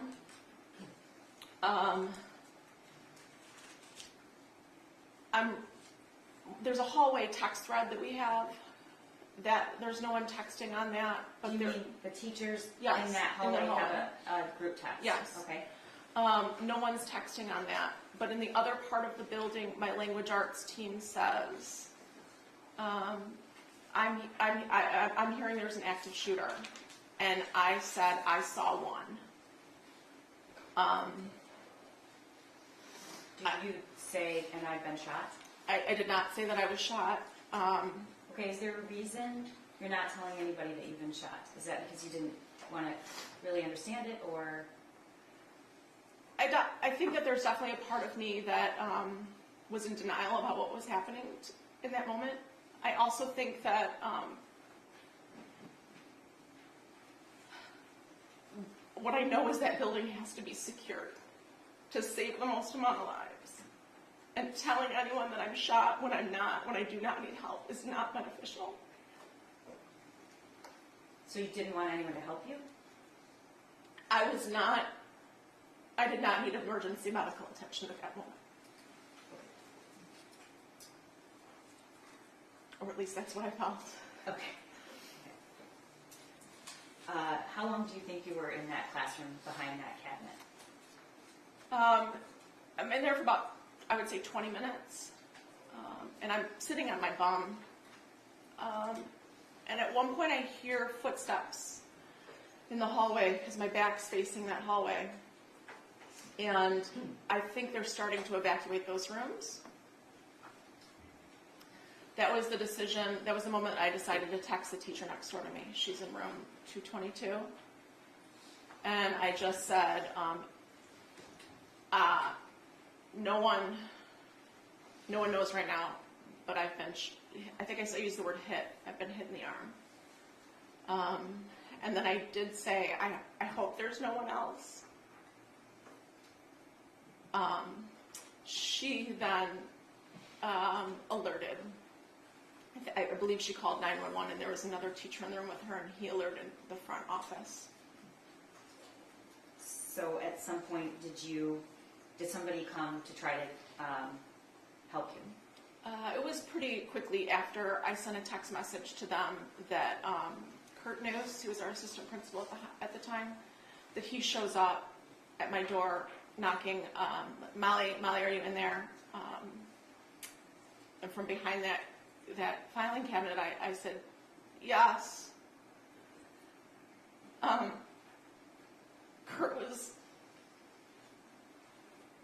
known Kurt since I started in Oxford, but I didn't trust that was Kurt in that moment. So you didn't want to open the door? I did not want to open the door.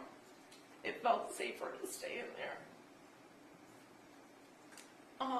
And then a few seconds after, there's police officers at the door, and they're like, are you injured? And I said yes. And so they asked me to, I think I said, do you want me to, I kind of like crawled out from behind, and I was like, do you want me to take the night lock out?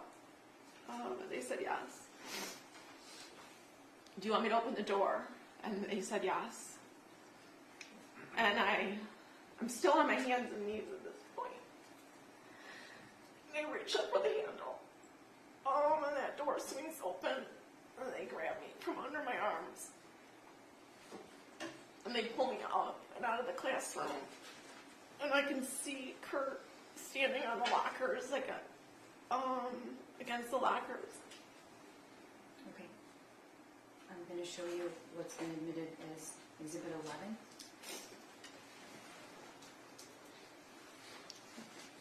What is that, Molly? That's them at my door. And that's them walking me out. You can see that there were multiple police that were around that door when they pulled me out. And then the two escort me out door 4.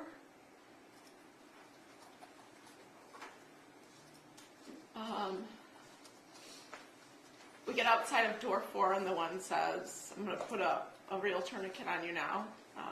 It might hurt a bit. And then, Is that what's happening right through the window? You can see in the Yes. video? Okay. and then they said, we're going to call and see if there's an ambulance available for you. We need to know if someone needs it more than you. Okay, when you came out, we see somebody there, an officer with a weapon. Mm-hmm. Was there anybody else in the hallway? Were there any students? There was no one in the hallway. It was completely silent, with the exception of a walkie or two that was going off. And what information did you have at that point about the shooter, or did you know somebody, if they're still in the building? Did you know if there were victims? What did you know? I have no idea about anything, but when he says, we're going to see if there's someone else, I think it was the moment that I knew that there was someone else. When you got outside, what did you see or hear?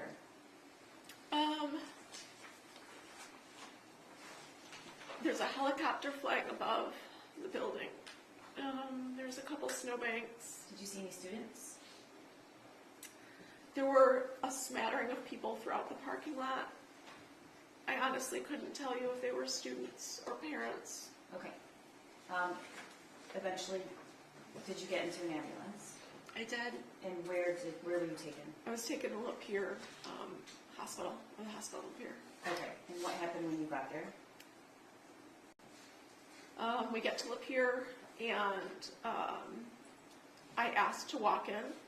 I felt like if I could walk, I wanted to walk. And so they supported me to walk me into the hospital. And as I'm walking in, the hallways are lined with doctors and nurses. Like they were prepared for a disaster. Okay. What did you learn about your injury that day?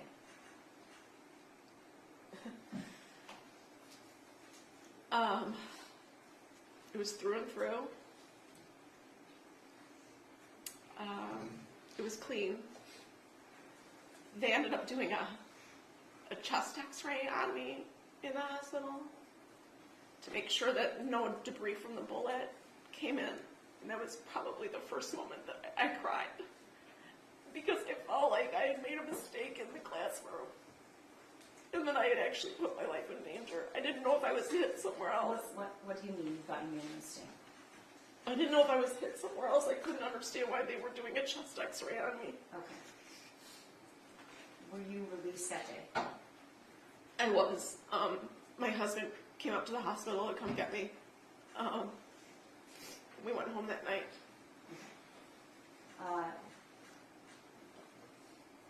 At some point, were you informed or shown where those shots landed? Yeah.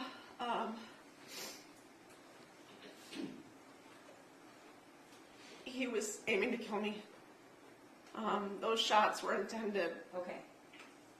I want to back up. When did you learn where those shots landed, other than you knew it hit your arm?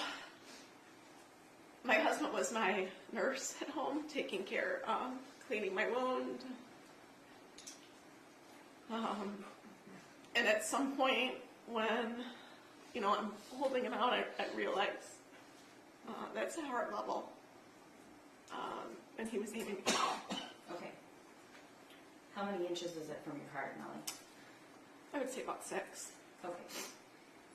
At some point were you shown the picture of your door that depicted, okay, Yeah. do you remember when that was? Yeah, I saw that photo in your office. Okay, when you came in months ago to talk about the testimony. All right, Molly, I'm showing you what's been admitted as Exhibit 12. Is that the classroom, your classroom door? It is. Okay, and the pink rods, do you know what those indicate? The bullets that came through the door. Okay, and when you saw that in my office, what did you say? He was aiming to kill me. That's a shot to the head and to the chest.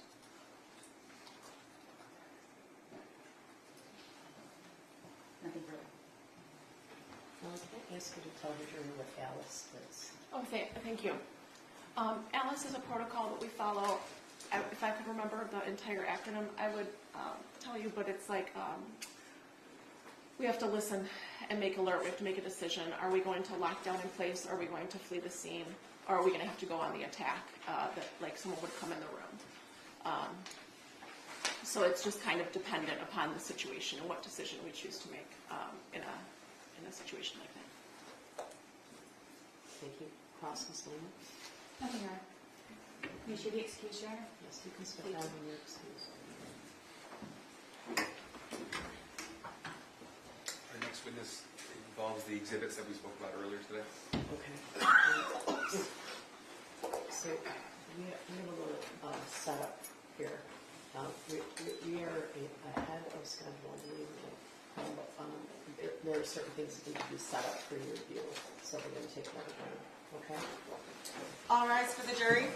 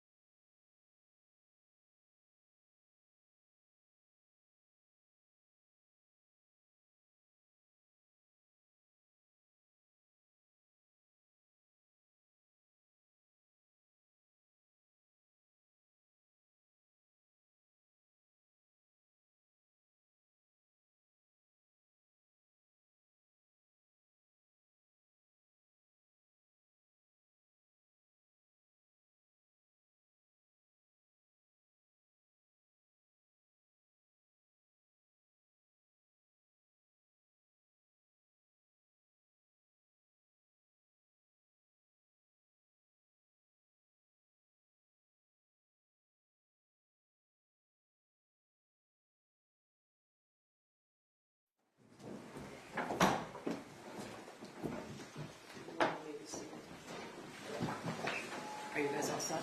Yes, Judge, thank you.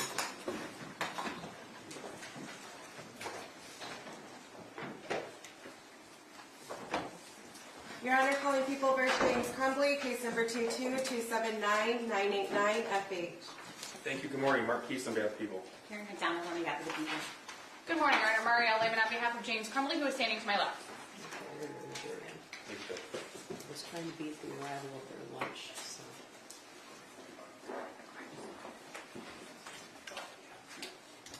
Ms. Williams, was the TV's on? And the volume turned up as well? Oh, this one was on.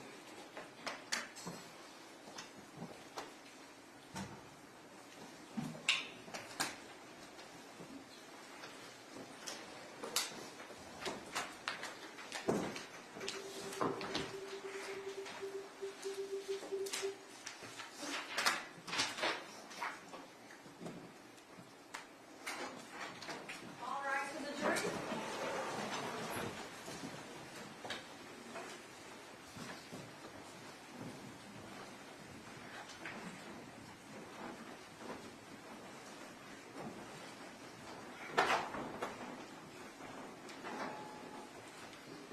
All right, you may be seated. Prosecutor, who's next for us? Edward Borkowski, Judge.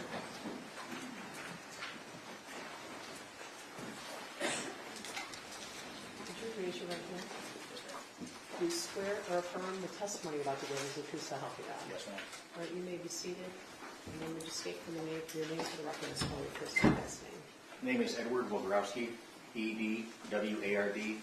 Last name is W-A-G-R-O-W-S-K-I. Go ahead, prosecutor. Thank you. Sir, how are you employed? I currently work with the U.S. Secret Service. And what do you do there? The title is a network intrusion forensic analyst. I do computer forensics, cell phone forensics, network intrusion stuff as well. And how long have you been working with the United States Secret Service? 2 months now. And prior to that, where did you work? I worked with the Oakland County Sheriff's Office. And what did you do there? I was in the computer crimes unit. Okay. So, before, I take it you retired from the Sheriff's Office? Yes, I did. Okay. Before retiring, how long did you spend there? My entire time there was 28 years. I was in the computer crimes unit for 10 years. Now, if you could tell us, please, what a detective with the Oakland County Sheriff's Office Computer Crimes Unit would do on a day-to-day basis. On a day-to-day basis, our job was electronic evidence, whether it's a cell phone, computer, DVRs from a business, whatever it may be. We were the ones that handled that. We're the ones that had the training on how to get the data from that or get the video from it or interpret call detail records. Okay. So, Exhibit 43, it's been admitted it's your CV. I'm not going to go through the whole thing. But is it fair to say that you've had specific training for your role there? Yes, sir. Okay. Tell us about some of that. The main training that we go to with the Sheriff's Office was there's an organization called IASIS to become a certified forensic computer examiner. That has a 6-month testing process after 2 weeks of training at their training event once a year. On top of that, for cell phones, there's other agencies. Celebrate has training they do for the tools that we use from them, and other agencies as far as PACCs. Let me interrupt you there. When you say Celebrate, what's that? Oh, I'm sorry. Celebrate's a company, and they develop software and have tools to extract data from phones and then interpret that data. How often in your employment with the Sheriff's Office and with Secret Service would you say that you actually analyze cell phones? Almost every day. That's what we do. Okay. So you went through a lot of, just now a very quick rendition of detectives' work with the Computer Crimes Unit. I didn't catch most of that. Can you simplify a little bit of that for me?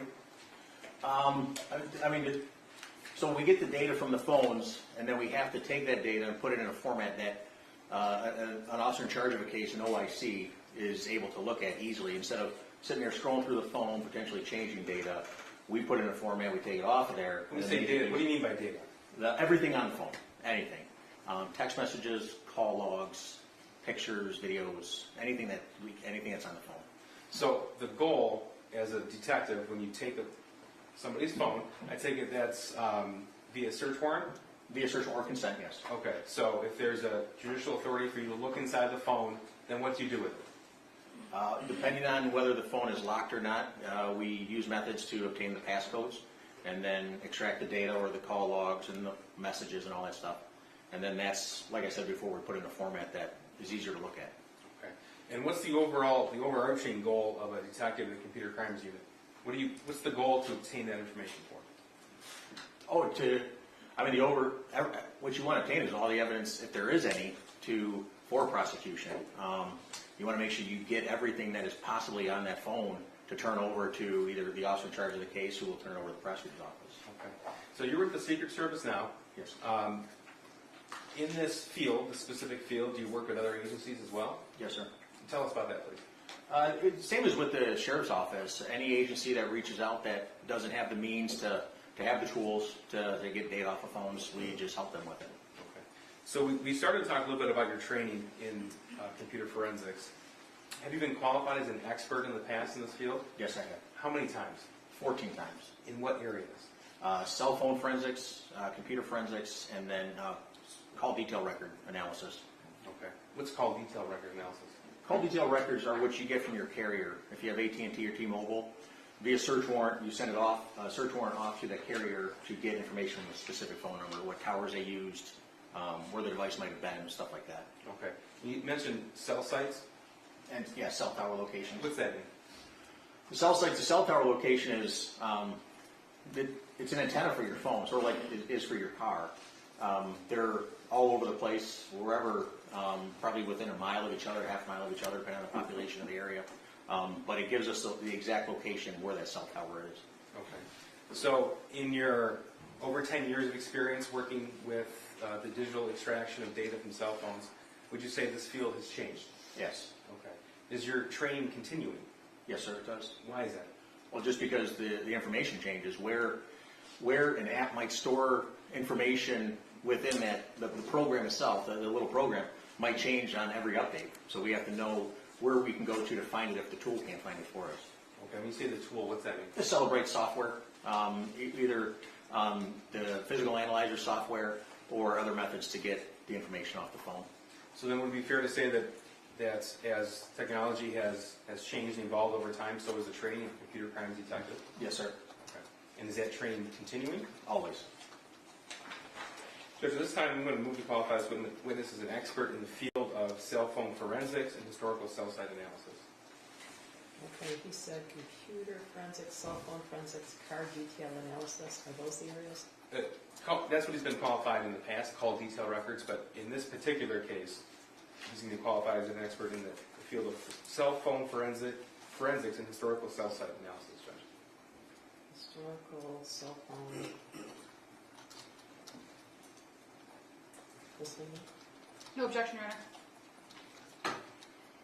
You may consider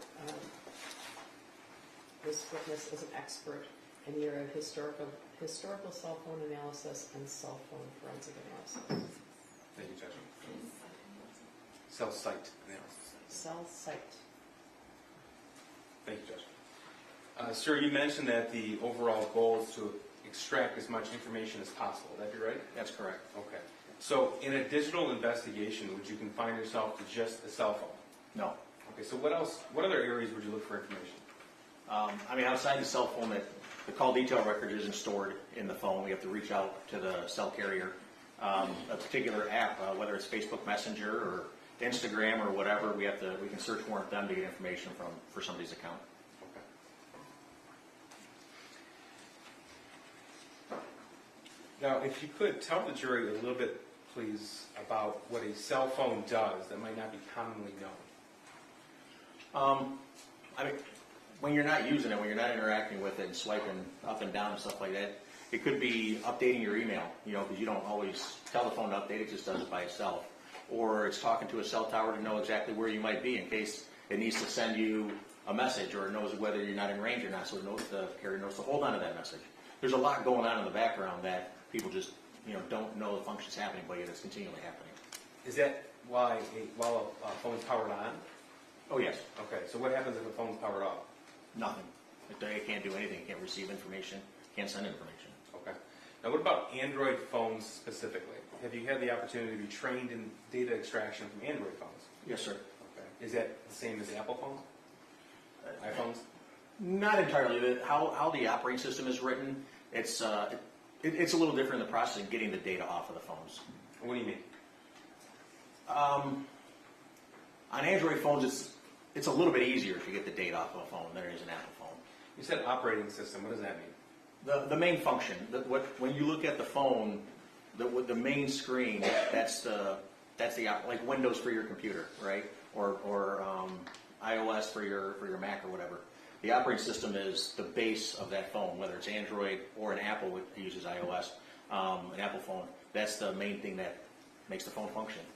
Okay, and I think you said that Android operates differently than Apple? Yes, it does. Okay, can you explain that to me again, please? It operates a little different on how it stores data, how it retains that data, whether it's a file-based encryption, whether it's even encrypted at all, depending on the phone that you have, the manufacturer of that phone, and where it stores that data. Now, are you able to obtain someone's locations based upon a device? You can, yes. Tell me how that works.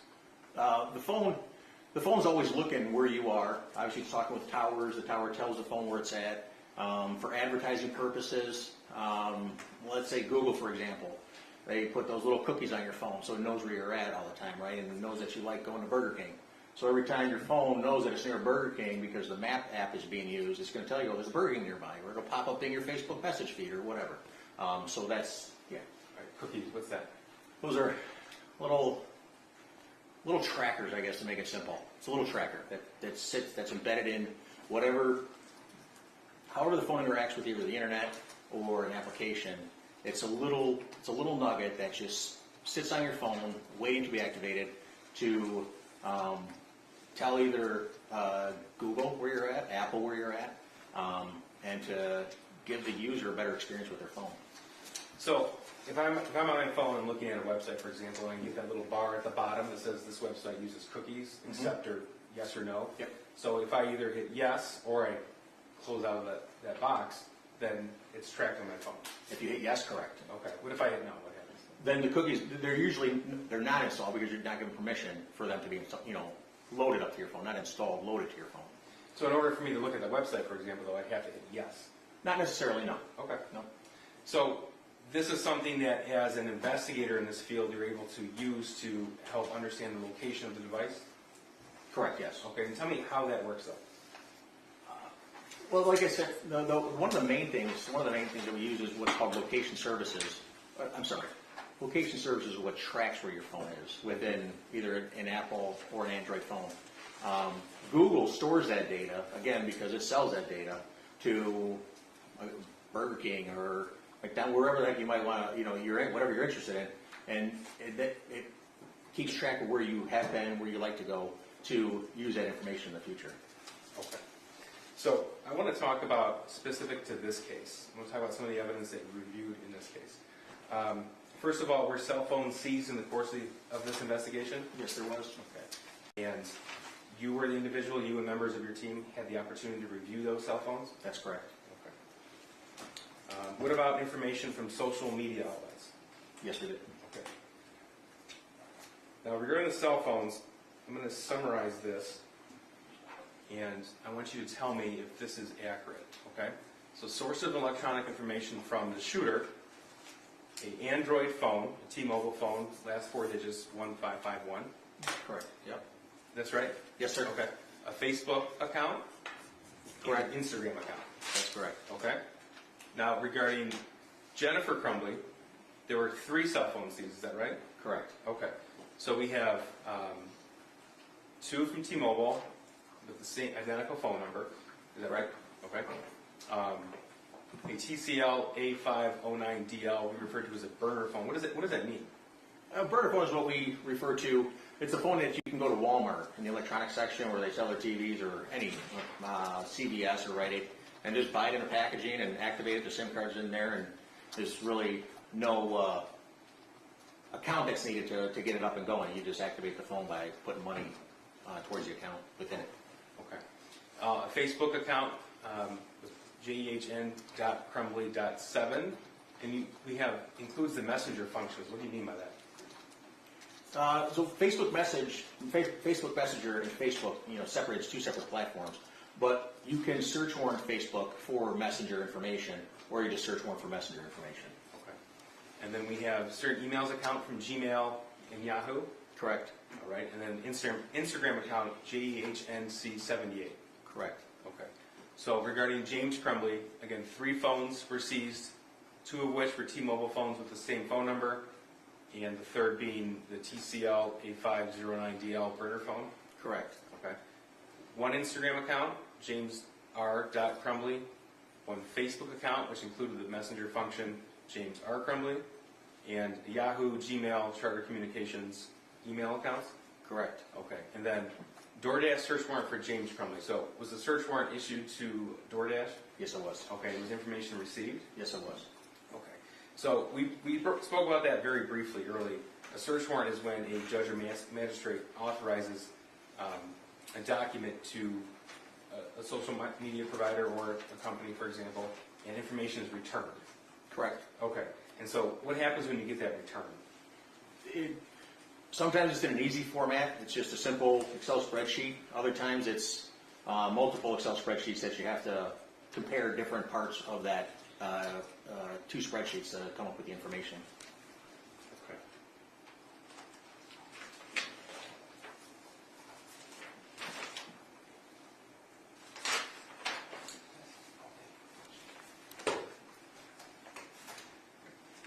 Now, your role normally would be to talk about cell phones, computers, cell towers, things like that. Correct. Okay. So, with your permission, I'd like to talk to you about November the 30th, 2021. Do you remember that day? Yes. You were working for the sheriff's office? Yes, I was. Okay. And you were computer crimes? Yes, I was. Were you working that day? Yes. 12:50, 12:51 in the afternoon on November the 30th. Do you remember where you were? It's probably driving pretty fast. Okay. And tell me why. We got news from our captain that there was a shooting at the Oxford High School. Prior to that, our sergeant, who was off that day, reached out, texted one of the guys in the office, and said there was a shooting at the high school, and nobody believed it. Like, we believed it, but we're like, man, it's just somebody nearby at a house, fired off a rifle or something, and the police are going to go do their job. And then a couple minutes go by, and the captain comes in and he said there's been a shooting at the high school, and he said all hands on deck. Okay. What did you take that to mean? There's a shooting, like it was. All hands on deck. You're not normally somebody who responds to active shooter situations, right? No, it's for the nerds. When for the captain to come to the computer crimes office, it was all due respect to the guys in there and the gals in there. That's not their job to deal with that. The fact that he came in there it was a really big deal. Okay. And you mentioned you were driving pretty fast. Tell me about that. I remember getting out to my car. At the time I had a white minivan that had lights and siren in it. No one ever took it seriously when we turned the lights and siren on. But I remember pulling out of the parking lot, and I looked to my left, and there's, it didn't seem real. It didn't seem like this. Like I'm thinking in my head like this is just blown out of proportion because I didn't have my radio on in the car. I couldn't hear the radio traffic at the time, and I looked to my left, and there's 2 patrol cars, not even from our agency, not even from the sheriff's office, coming around the far corner on this complex by the medical examiner's office and the animal control. And they turned that corner on 2 wheels on each side, on the back, coming around that corner. Their lights were shining. They were going fast. And I'm like, holy cow, this is real.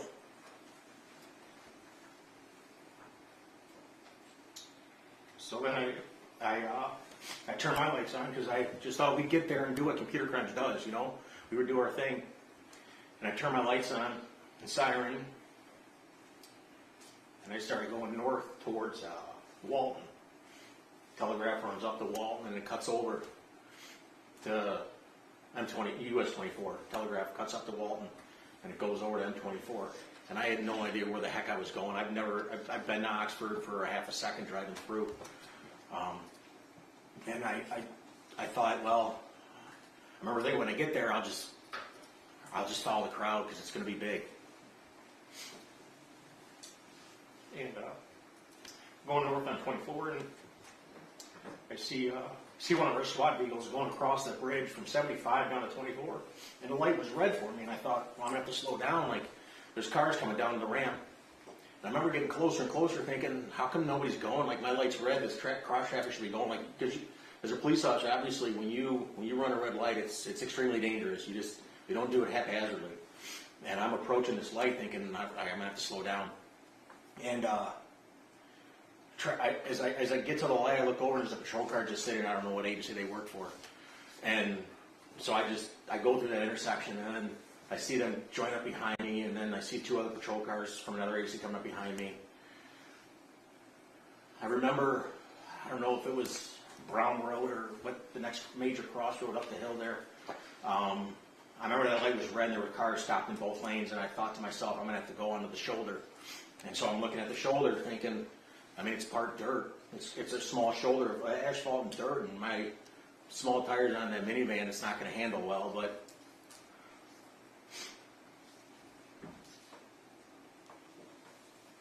we're not going to stop going, right?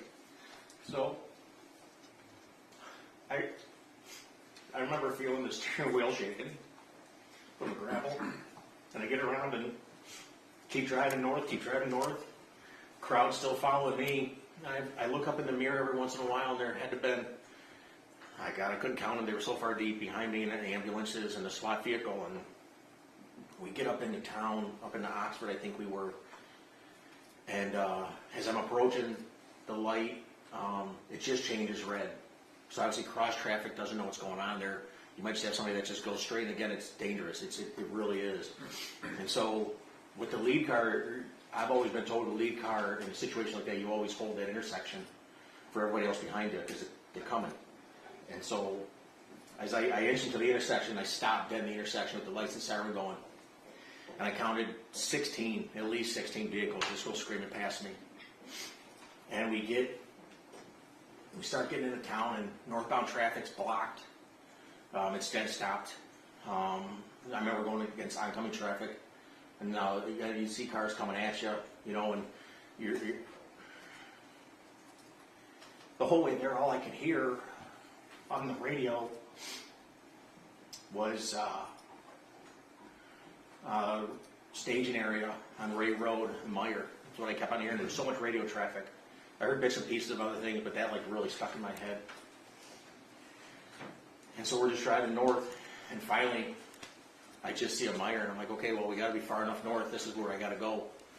And so I pull up onto Ray Road, and I meet up with other deputies in the area. If you could describe to us what you saw when you arrived at that Meyer.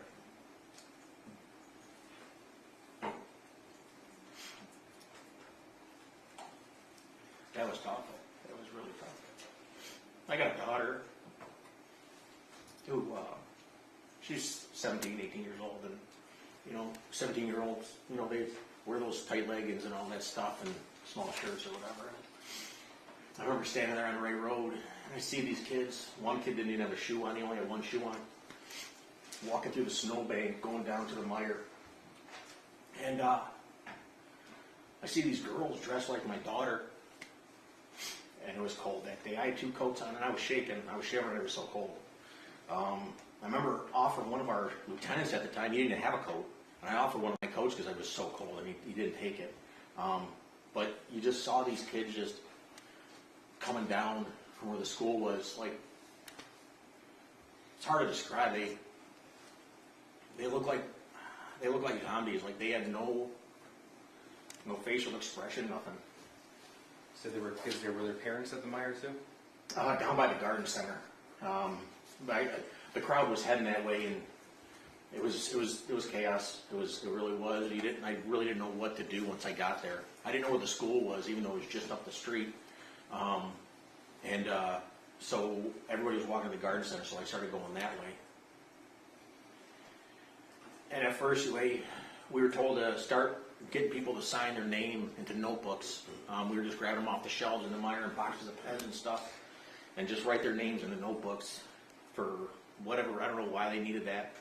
So I'm trying to walk around and get this information from people. And then they start yelling. Someone starts yelling, get everybody inside, get everybody inside. So I go back outside to try to usher people in, and I remember just seeing like kids just standing there, and you put your arm on them. You don't want to, they just been through this, whatever happened up there.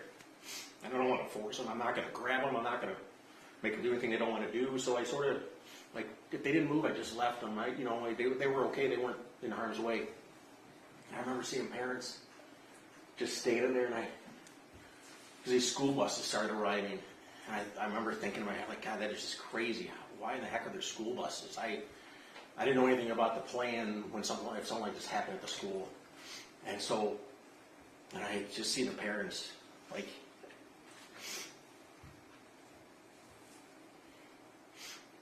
you see them just almost praying that their kid came off the bus.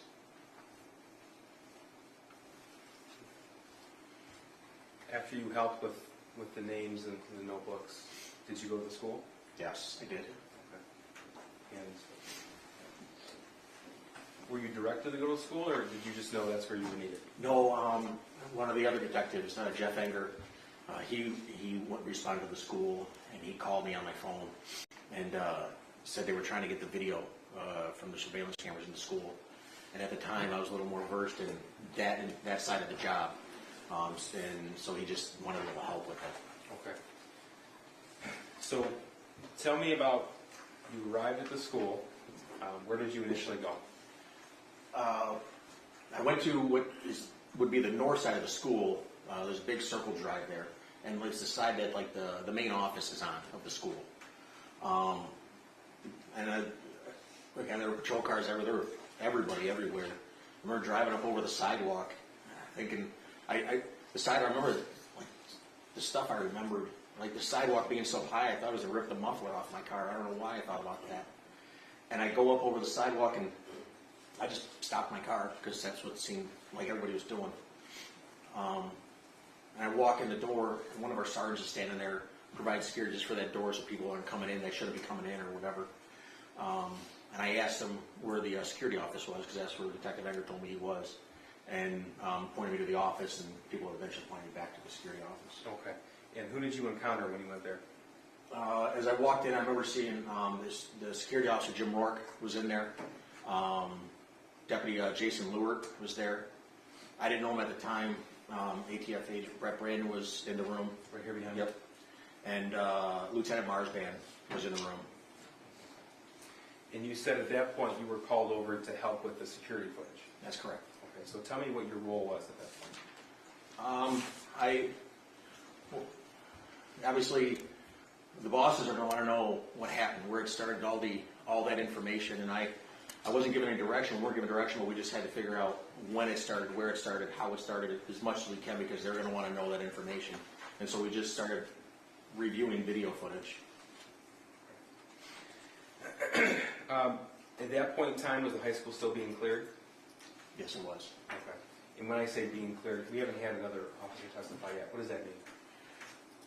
To clear something, you're going to look for more bad guys. You're going to look for maybe bombs that might have been placed, someone hiding in a room because they know the police are there, so they're checking every room, every closet, everything in a high school, going door by door, checking it all.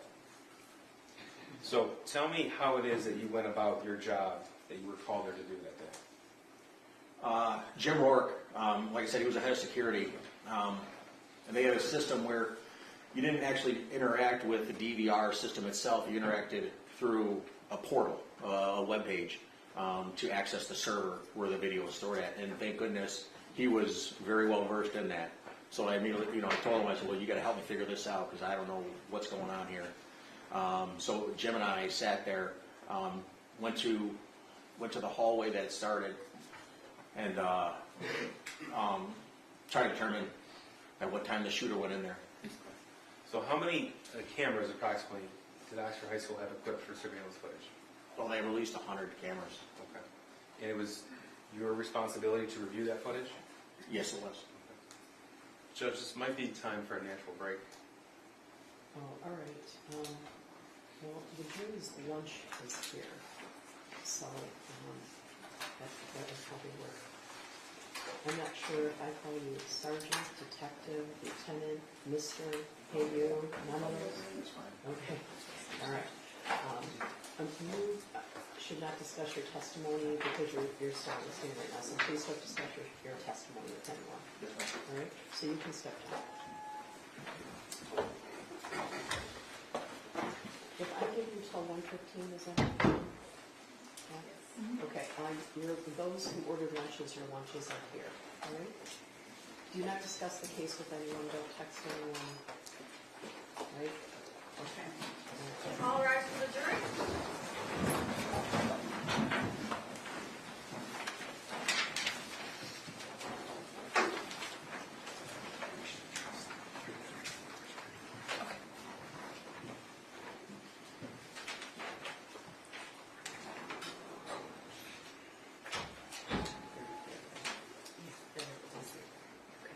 All right, you can take it down. Is the court prepared for ruling on exhibits 133, 153? They would be through this officer's report. Okay, all right. I will take care of that. All right? I'm trying to hit, I don't want to lose the jury until he's... Yes, sir.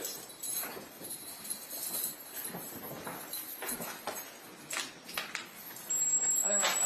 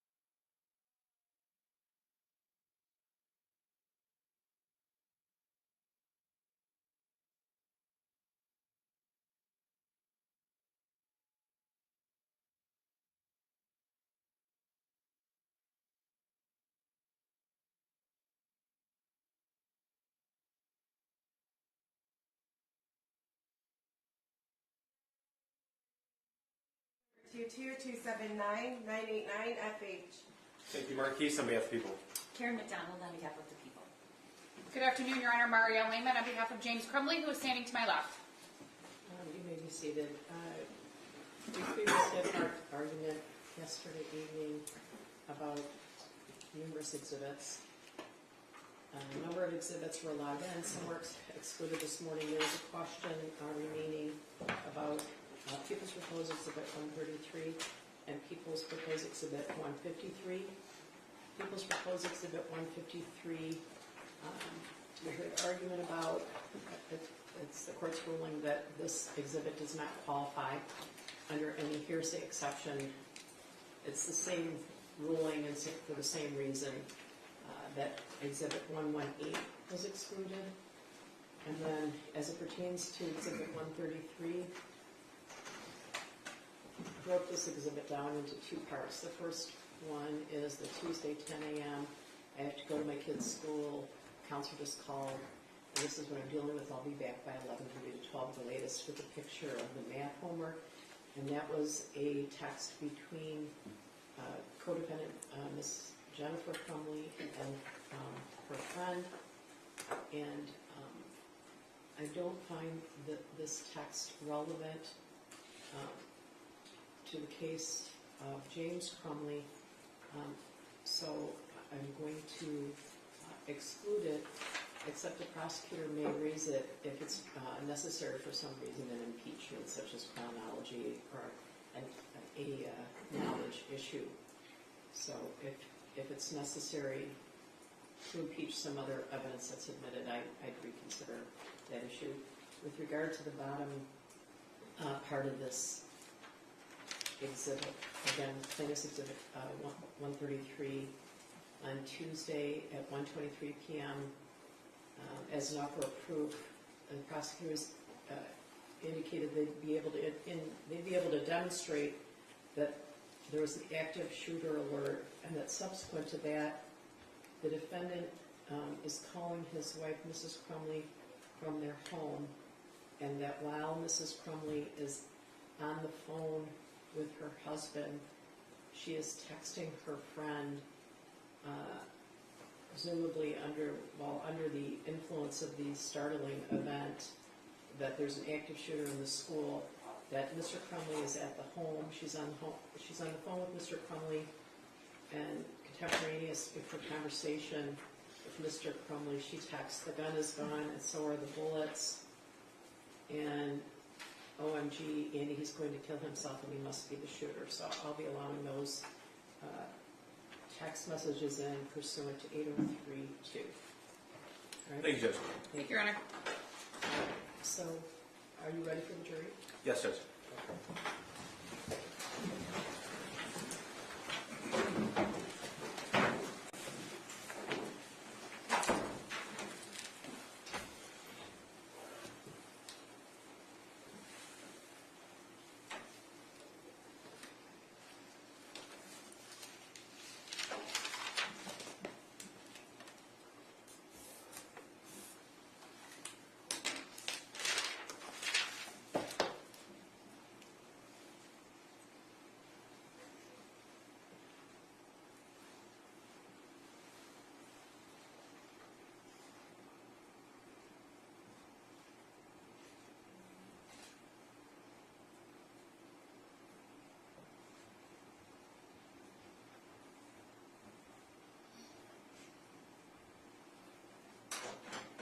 All rise for the jury.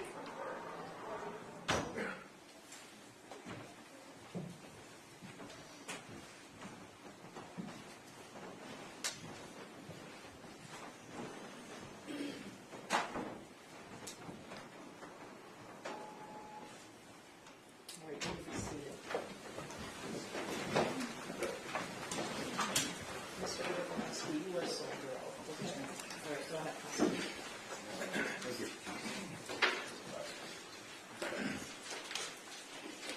Sir, we were talking about when you arrived at Oxford High School on November the 30th, and you went to the security office.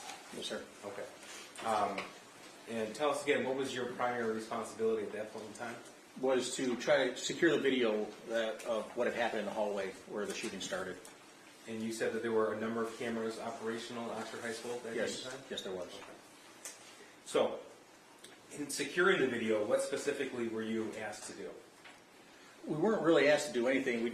I assumed what the bosses, the sheriff and the undersheriff, all of them would want to know is where it started. We knew it started in the 200 hallway, and we saw as the shooter came out, but we were trying to figure out when he went into the bathroom. So what did you do to accomplish this goal? The shooter came out of the bathroom with a black coat on. We kept on rewinding 5 minutes, 10 minutes, 15 minutes, and watched all the way through looking for him to go into the bathroom. And we didn't know the shooter's name at the time. Then we could never find somebody going into the bathroom wearing what the shooter had when he came out. Somebody told us what his name was. And so we knew that he was in the counselor's office earlier in the day. So we went all the way back to the time he was coming out of the counselor's office to determine what he was wearing before he went to the bathroom. That's how we were able to figure out when he did go in. Okay, so you were able to eventually identify the shooter? Yes.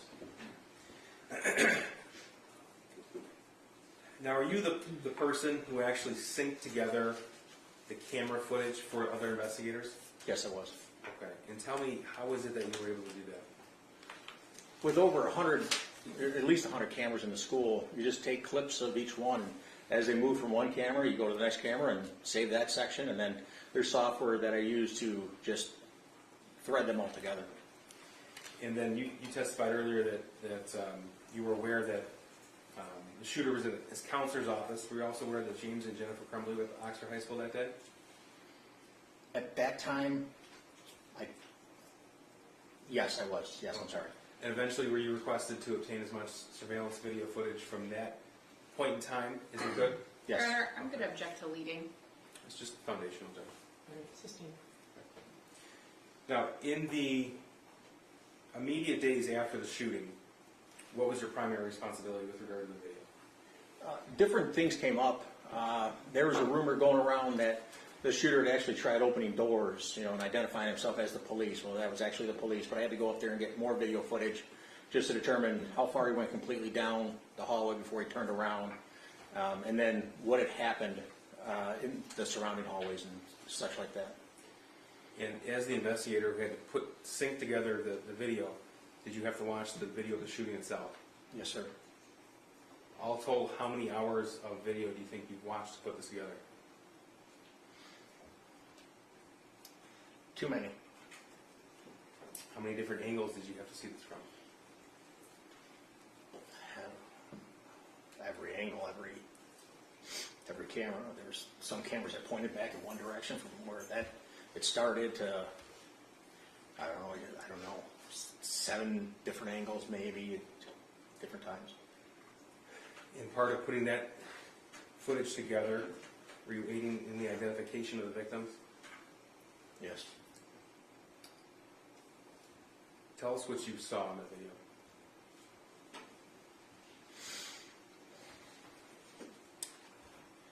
Started at 12:51. The shooter came out of the bathroom. I'll never forget it. He came out of that bathroom like what I've referred to before in my life, like a proud chest, like his shoulders were back. And he comes out of the bathroom, and there's Phoebe and her boyfriend just standing right there. And he takes the gun as he comes out of the bathroom, and he turns and levels the gun and fires at Phoebe and hits her in the shoulder and fires at her boyfriend, hitting him in his hand as he raised his hand from seeing the gun, I would imagine. Then to his right, immediately, right there, was Hannah St. Juliana and Kylie and Riley. And he started shooting at them, and they fell on top of each other. And in the distance, in the camera, you can see a far end of the angle. You see what found out to be was Madison Baldwin, and she crouched down, like I don't know if it was in, I don't know why she did it, but it was in the fetal position, and the shooter ran right up to her, and he put the gun right on her head. She just fell over.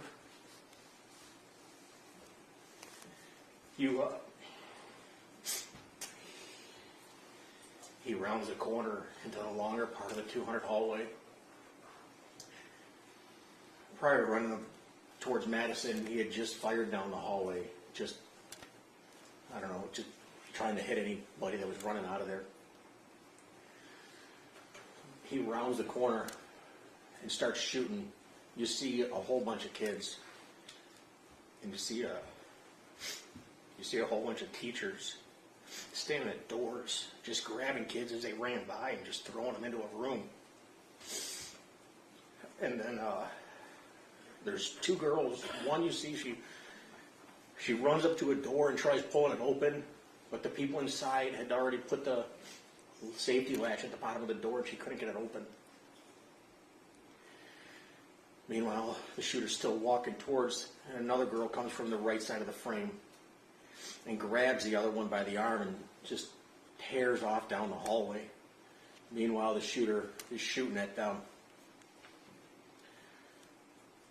The shooter keeps walking down the hallway past 200, I think it was a 400 T intersection, I think is what that was. And he levels the gun. And he fires 2 rounds, and at first I didn't know what he was shooting at. And when you go to the section of video of that time is when Tate Neer just comes in, and unknowing to him, he had no idea what was happening. And the shooter leveled the gun, and just as Tate turned the corner, the shooter fired a round.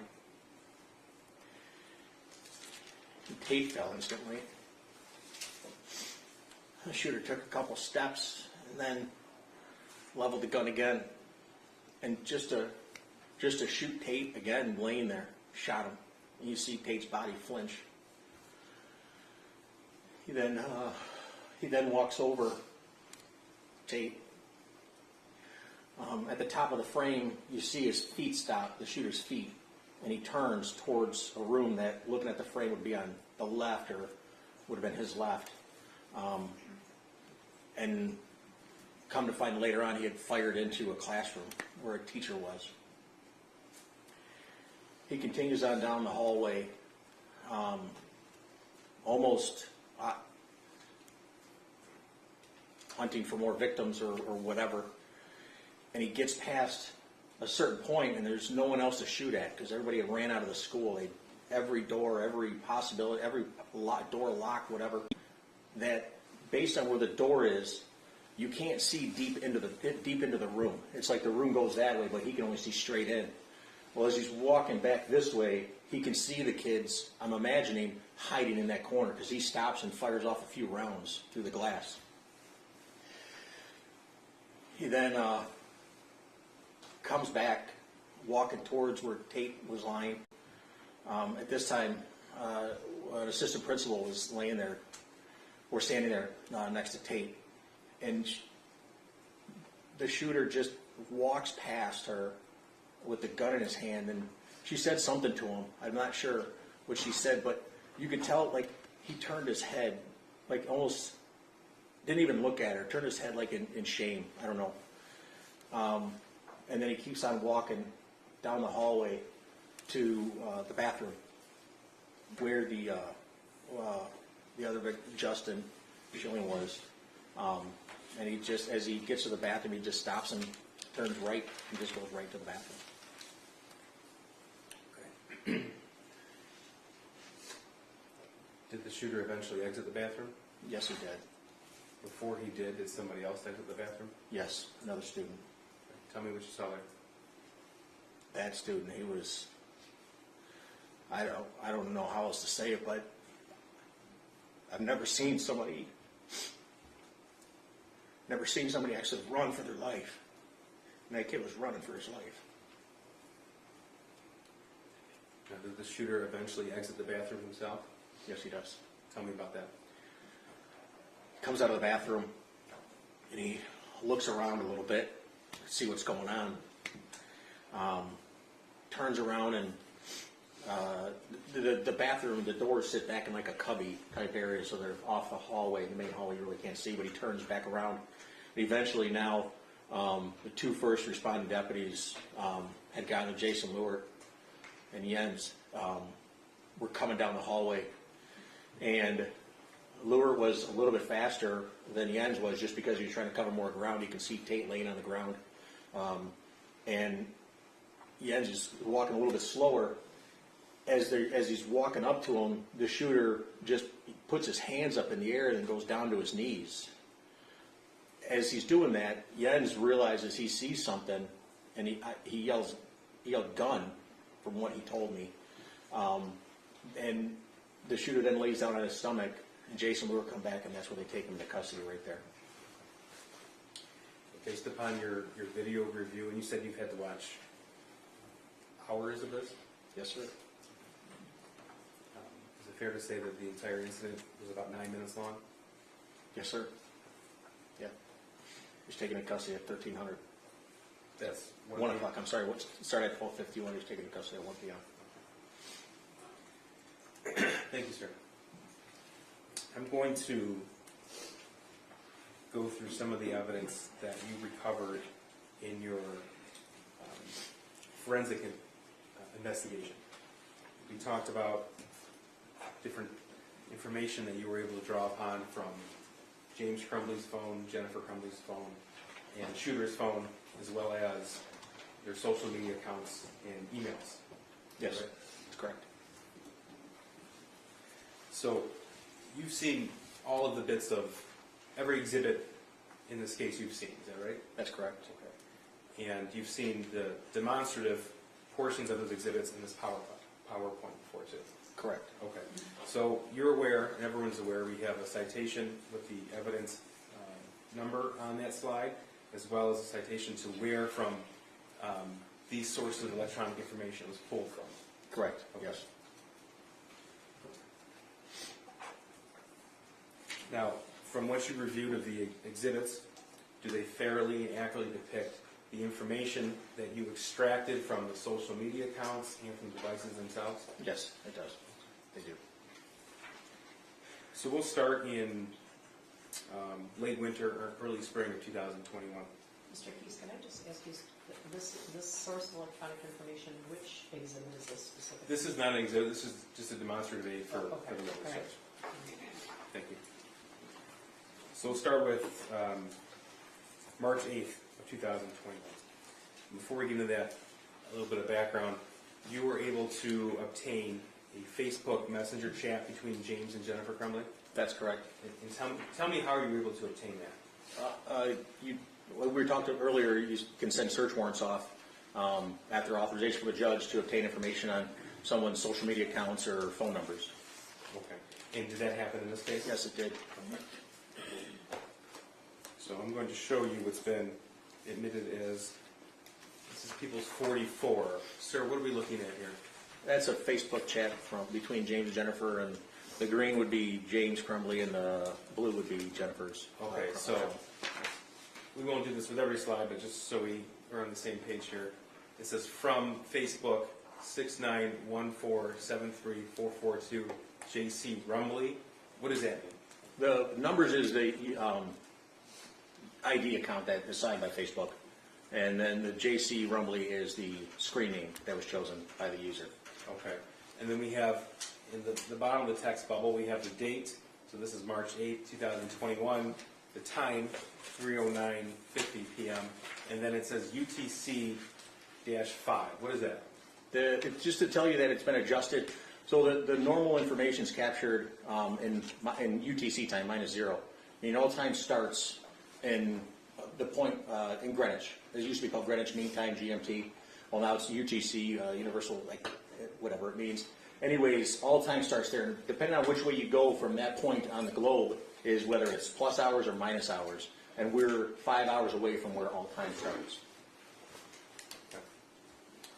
So let's go through this conversation. Blue from Jennifer, Ethan going to bowling. What's in green is James. Correct. What's the response there? IDK, or I don't know. Okay. Jennifer, what do you mean? I don't know. And what was James' response? James says, I don't know, period. Exactly what I said, period. We'll know after he gets home. Okay. And Jennifer's response, 3:12 p.m. Does he have his phone? Again, 3:12 p.m. Why isn't he home yet? 3:12 p.m. He should be home by now. Correct. Okay. And Jennifer at 3:12 p.m. and 56 seconds says freaking out. What was James' response? He does not get home till 3:16. Okay, so March 8, 2021, that was a weekday. From the combination of the digital evidence that you reviewed, location history, are you able to tell where James was when he was sending this message? Yes, Where's that? he was at home. And Jennifer's response, I told you to pick him up because he's upset and I don't want him to do anything stupid, goddammit. Correct. That's March 8th at 3:13 p.m. Correct. Okay, and James's response? Dude, period, chill, period. He is fine, period. And I'm trying to fucking work. I'm going to move on to, again, March 8th, 3:13 p.m. What does Jennifer say? Jennifer replies with, does he have his phone? Question mark, question mark, question mark. And James's response? Yes, but he won't answer while he is walking. I will let you know the minute he walks in. Okay. And Jennifer at 3:14 p.m. says what? I'm serious freaking out. Then she says, is he home yet? And that was 3 minutes later. That's March 8th, 2021. It was a Monday. It was 3:17 p.m. Yes, correct. Okay. I'm going to move on to Exhibit 61. Again, James and Jennifer Facebook messages. Blue will always be Jennifer, is that right? Correct, yes. Okay. March 19th, 9:37 a.m. Tell us what Jennifer writes, please. Jennifer writes, Ethan awake? Okay, James' response. Yeah. Jennifer, Replies with, how is he? and what does James say?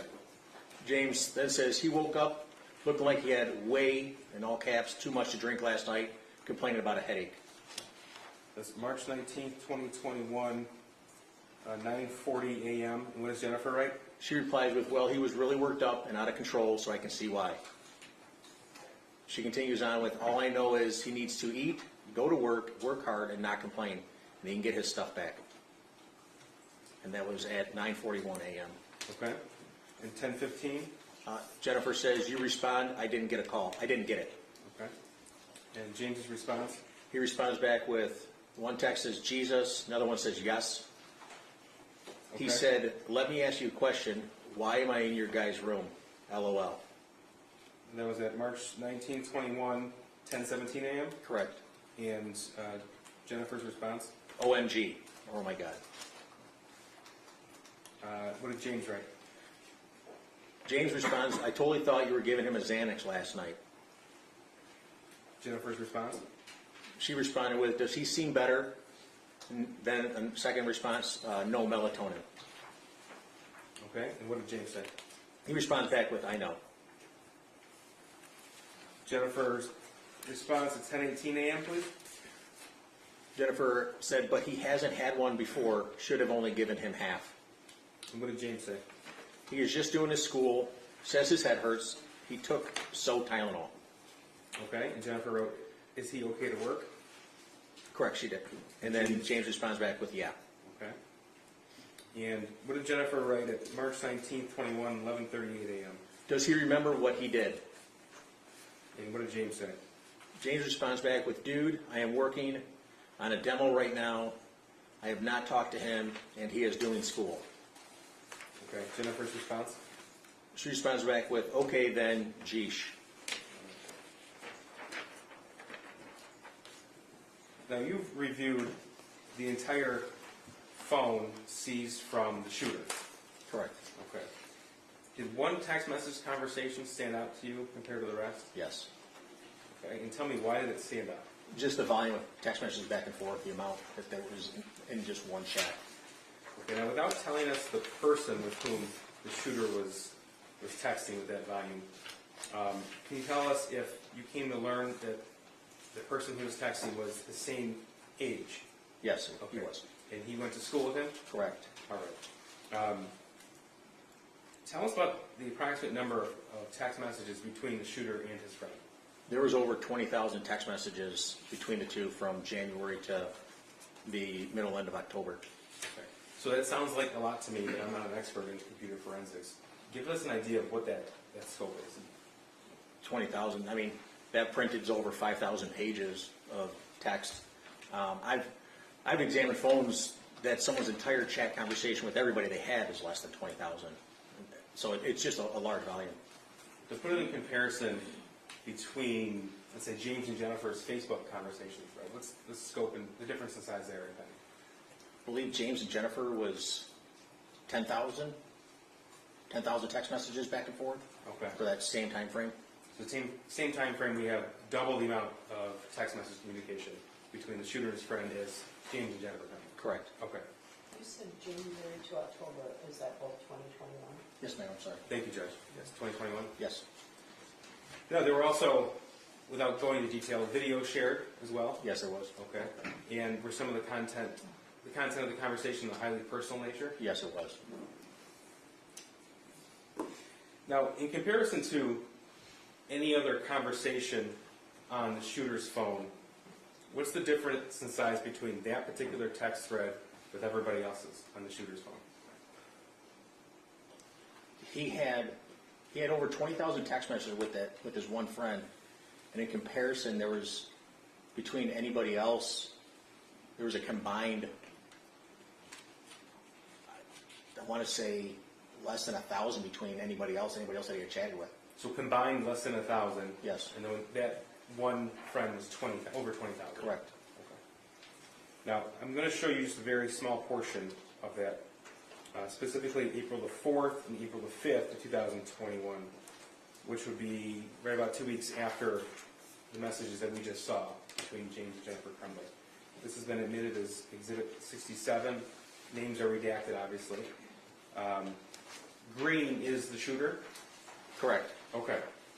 Tell us what the shooter wrote April 4th, 2021, 11:56 at night. He types, like I hear people talking to me and see someone in the distance, and then he appears to try to correct the spelling of the word distance. Okay. And April 4th, 2021, 11:56 and 50 seconds, what does he write?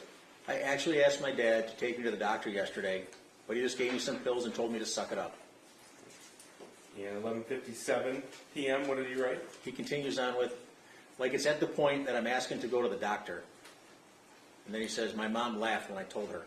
That was again 11:57 in the evening, April the 4th, 21. Correct.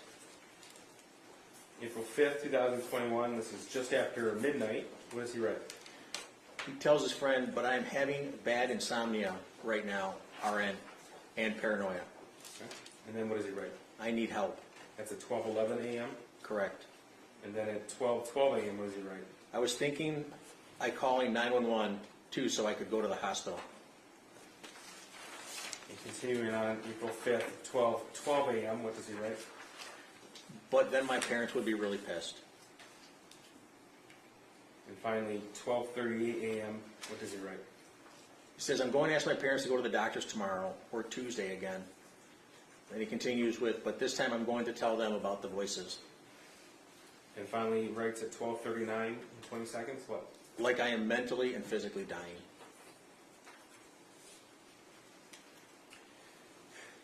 Now, you discovered, we just mentioned, some videos on this text message thread between the shooter and that friend. Is that right? That's correct. Okay.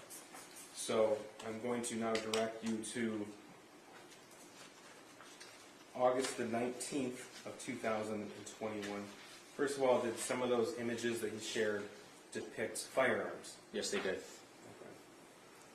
So this is Exhibit 70 and 71. 70 is the text message itself. What are we looking at here? That's showing a video was sent to his friend. Okay. So this is the same friend we're referring to at all times? Correct, yes. Okay. Yes. August 19th, 2021, 9:31 p.m. And the video is 71. I'm going to play that now.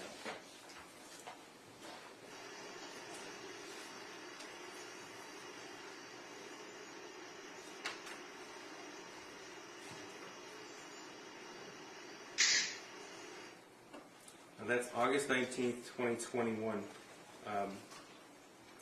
Do you know what he was handling in his hand? That was a handgun. This is Exhibit 72 and 73. They've both been admitted. This is 8:20 a.m. at 12:30 in the morning, so we're carrying over past midnight from the last video. 72 is this text bubble. So what are we seeing here? Again, it's a text to his friend that he's been communicating with of another video of the gun. Okay. And this indicates that video was sent to his friend? Correct. I'm going to play 73 now.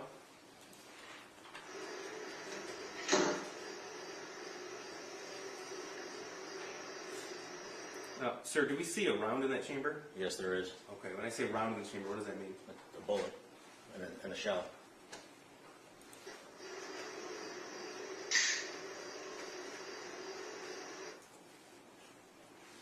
Okay, that was August the 20th. Now, were you able to tell if the defendant or Jennifer Crumbley were actually inside the home when the video was taken? Yes. Okay. I'm going to go through, and we talked earlier about how you're able to find certain location history. Correct. Okay. So, is it fair to say that you were able to do that for this specific date? That's correct, yes. So this is Exhibit 74. Green, and so we're aware, green will always be James Crumbley's location. Purple will be Jennifer Crumbley. Okay. What are we looking at here in Exhibit 74? That's a GPS location that was captured by Google. Is the Gmail account, jamescrumbly8@gmail.com, in the upper right corner, and on August 19th at 9:21 p.m. Okay, so that's on East Street. Did you come to learn that the Crumbley family lived at 112 East in Oxford? Yes, I did. Okay. So that indicates at least that his device is at the location approximately the time the first video on August 19th was taken. Correct. Okay. So this is Exhibit 75. This is purple again, so this would be Jennifer Crumbley. Correct. Tell us, please, what you see here. Again, it's using the same Gmail account that they had. Her GPS location from Google was at 9:29 p.m. on August 19th. Okay. And again, that's the first video that we saw. Correct. This is Exhibit 76, specifically August the 20th, 2021, 12:32 a.m. What do we see here? Again, another green circle indicating the location of James's device. Okay. And this is approximately the same time the video of the loaded gun was sent. Correct. Here's 77. What are we looking at here? That's the purple, which is Jennifer's, on August 20th, and that's at 12:21 a.m. Now this is Exhibit 72. This is part of that same conversation between the shooter and his friend. Yes. Okay. And this was August 20th, 21 at 12:32 a.m. Correct. Okay. So would that be right after that video was sent? That's correct. All right. What does the shooter write? My dad left it out, so I thought, why not? LOL.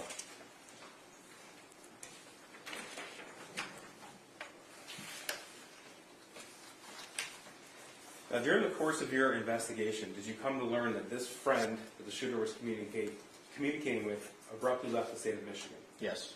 Okay. And did you learn if that was done without notice to the shooter? Correct, it was not. Okay. What do you base that belief on?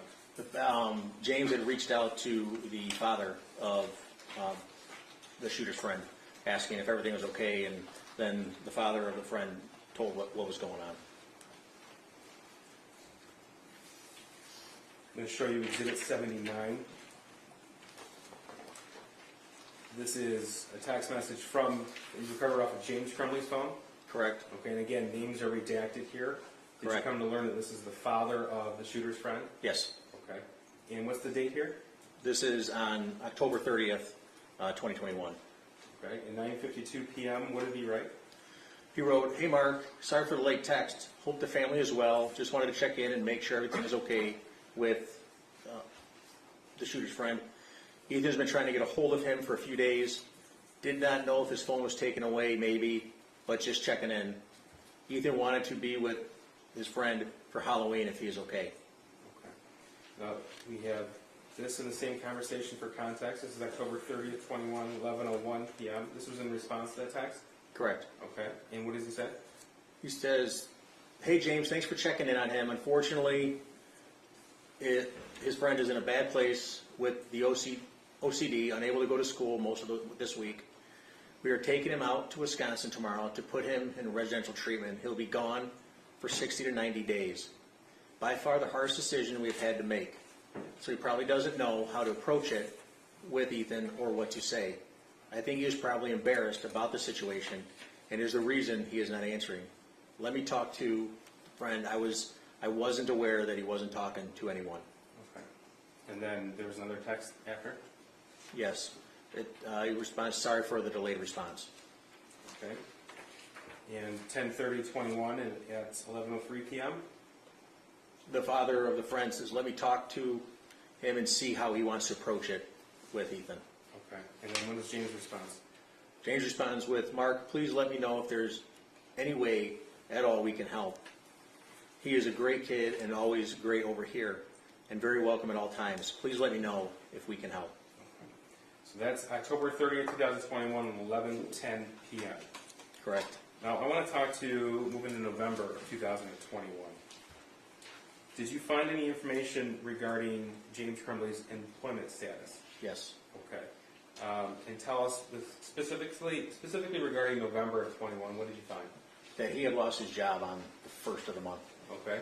And did he subsequently find another job? Yes, he did. And do you recall when that was? Shortly thereafter, started door dashing. Okay. This is exhibits. Oh, I'm sorry, we're still on page exhibit 79. The response to James Crumbley's text was what? Always, the dad of the friend says, "Thank you. He loves you guys. Hopefully we can get him better, and Ethan can spend some time over here too. He has to voluntarily go, so there's a chance he may not be admitted. If you don't mind for now, if Ethan asked, tell him he had to go out of town unexpectedly. If he gets admitted, then we can give him full disclosure. Is that all right?" So here's exhibit 81. This is you mentioned he was door dashing? Correct. Okay.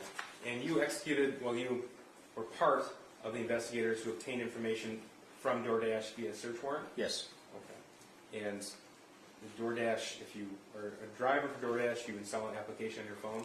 Correct. And did James Crumbley have that on his phone? Yes, he did. Okay. And so what is this in 81? That's just from one of the things that is pulled out when we extract data, pull data off the phone. It's installed applications, and it just tells us that that app was installed, the Dasher app was installed on his phone on November 9th. Okay. So that's when he would have put the application on the phone to start receiving orders to be a DoorDash driver? Correct. So this is November 9th, 2021 at 8:35 p.m. Correct. All right. Did you come to learn that he also received messages when he logged in and began picking up orders? Yes. Did you find any evidence that suggests that he worked anywhere else but DoorDash in the month of November of 2021? No, I did not.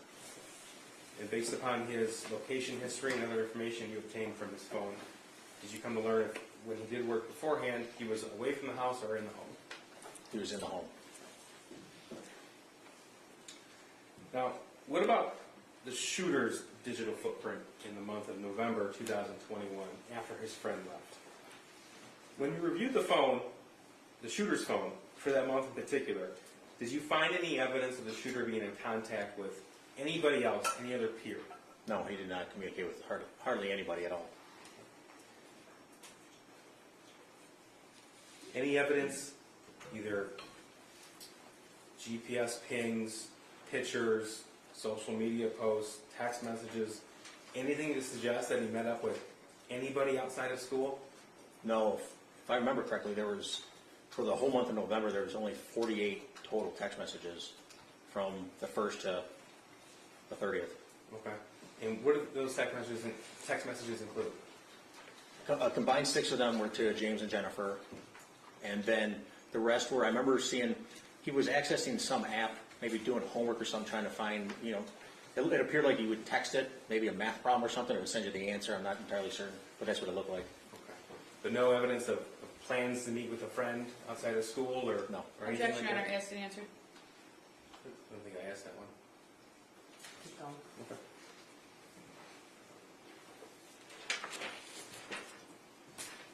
Now, sir, when I talk about cached data, what does that term mean? Cache data is data that's stored in a temporary file for your device, whether it's a phone or a computer, to pull that information back up again quickly.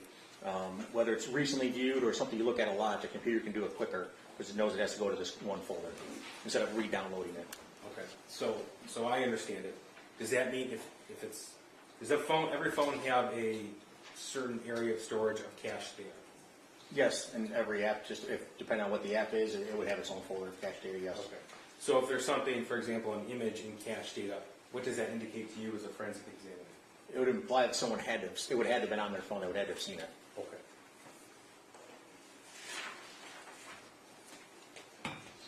Now, what does it mean if two people have the same cache data on their phone for an image?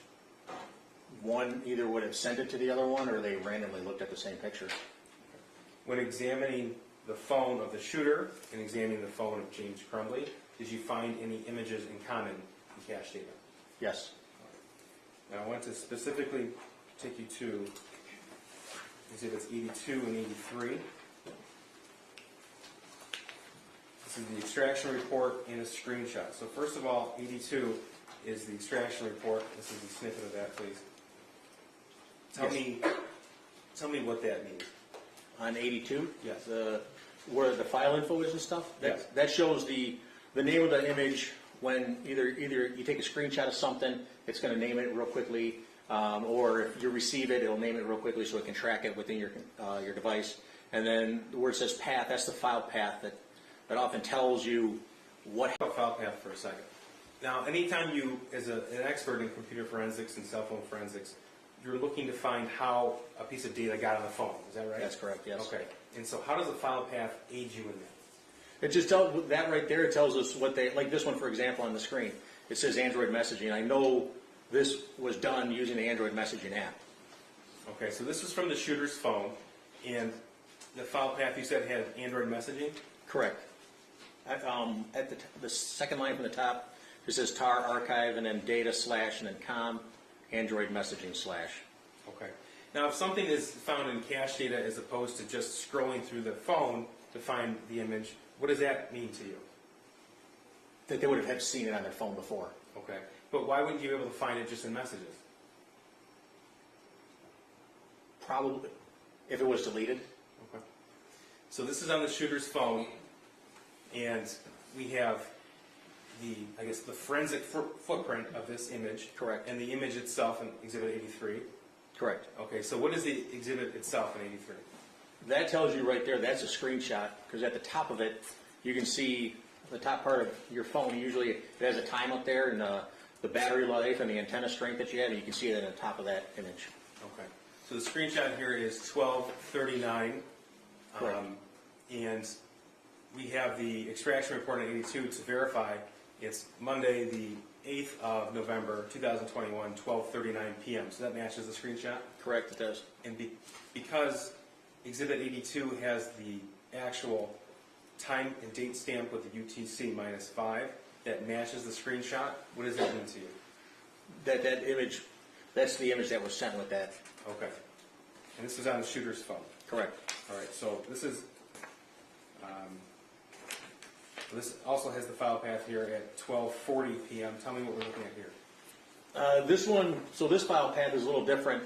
Again, starting where you see the word path on the screen there, and then going over, second line from under tar archive, it's the tct.cs.rcs, and the RCS tells me that is rich content, and that's Android's way of being able to either share large files, to know, a lot of people have an Apple phone, you can tell when someone's texting you back. That RCS feature allows Android phones to do the same thing. Okay. So as a forensic examiner, you can tell us that that screenshot was sent by the defendant's phone based upon, by the shooter's phone based upon the file path? Absolutely, yes. Okay. Now here's exhibits 85 and 86. This is from James Crumbley's phone. What are we looking at here? On the right side is, I'm sorry, the left side, I apologize, is the extraction information that was given, the name that was given in the file path, and then the screenshot again on the right side. Okay, exhibit 85, the extraction report here. It has the date and time, It's November the 8th, 2021, but this is 12:40 p.m., so that's later in time than what was found on the shooter's phone. Correct. Is that right? Correct, about 1 minute. But it's the same screenshot? Correct, it is. Now, did you find either screenshot of the 9mm, it's price $299.99, used Smith & Wesson SD9VE in very good condition, comes with 2 16-round magazines and cleaning kit with an image of a firearm, is that right? Correct. Okay, did you find that screenshot in either messaging from James Crumbley or the shooter? From James Crumbley? Yes. No. Okay. But did you find it anywhere else in the phone other than the cache data? No, I did not. Okay. Have you seen reference to SD9VE 9mm elsewhere in this case? Yes, Where? in the shooter's journal. Okay. And again, because it's found in cache data and nowhere else, what does that mean to you? That it would have had one time been on the phone. As you're opening a text message, your phone's going to say, I got to save that image so I can look at it if they want to open it up. So the fact that it's in the cache data tells me that they had opened it up Okay. to see it.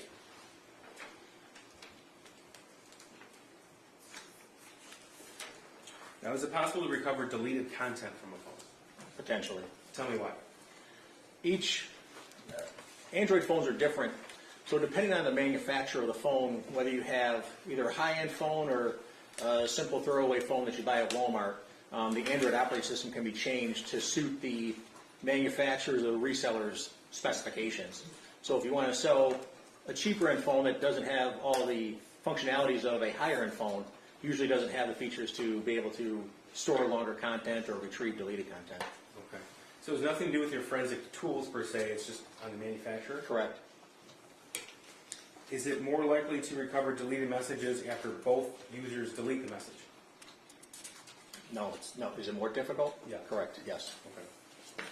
So the fact that this was found in cache data and nowhere else, that's significant to you? Yes. Why? That it was on the phone at one time and now it's not there. Did all the Crumbleys have Androids? Yes, they did.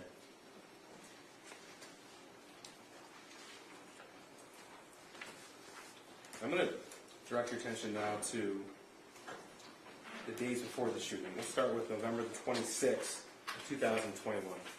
Okay. Now, sir, given the tools available at your disposal and the information you're able to pull from, I'm going to ask you to build as best you can a digital footprint of the Crumbleys from the 26th to the 30th. Okay.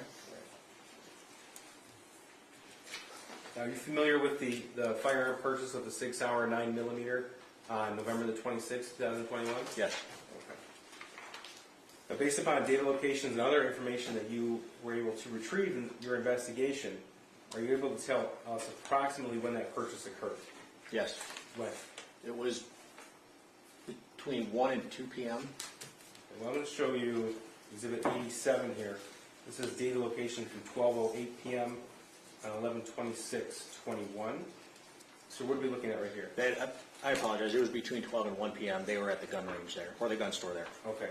So this location here verifies that James Crumbley's device was at that firearm store where the 6-hour was purchased that day? Correct, yes. Okay. And this is Exhibit 88. This is 12:57 p.m. And we can see East Street as far as where we're oriented towards the map. What are we looking at here? That shows James Crumbley's location relative to his house at 112 East Street. Okay. So what can you surmise from these data points? That this one in particular, the larger the circle is, the more, I don't want to say less accurate, the larger the range where the device could be. This one in particular is 62 meters from that point. So he could be anywhere within 62 meters of that point there near his house. Okay. So because we have a more narrow point in Exhibit 87, we can be reasonably assured that the device was at the firearm store from 12:08, and then at 12:57 he was getting within 62 meters of his house? Correct. Okay. Now, to the extent possible, I'd like us to go through what the Crumbley family did after the purchase of that firearm on November the 26th. Tell us what you saw on their phones, what they did after the gun was purchased. They went Christmas tree shopping. There are pictures of it. Sir, when someone takes a picture of something, is there a way to tell where and when that picture was taken? Usually, yes. Tell me why. So a picture that you take with your phone or even a camera that you might have, a Canon camera, captures what's called metadata. You usually tell your phone to do it. And metadata is data within data. So the main information here that you see on the screen is of a map.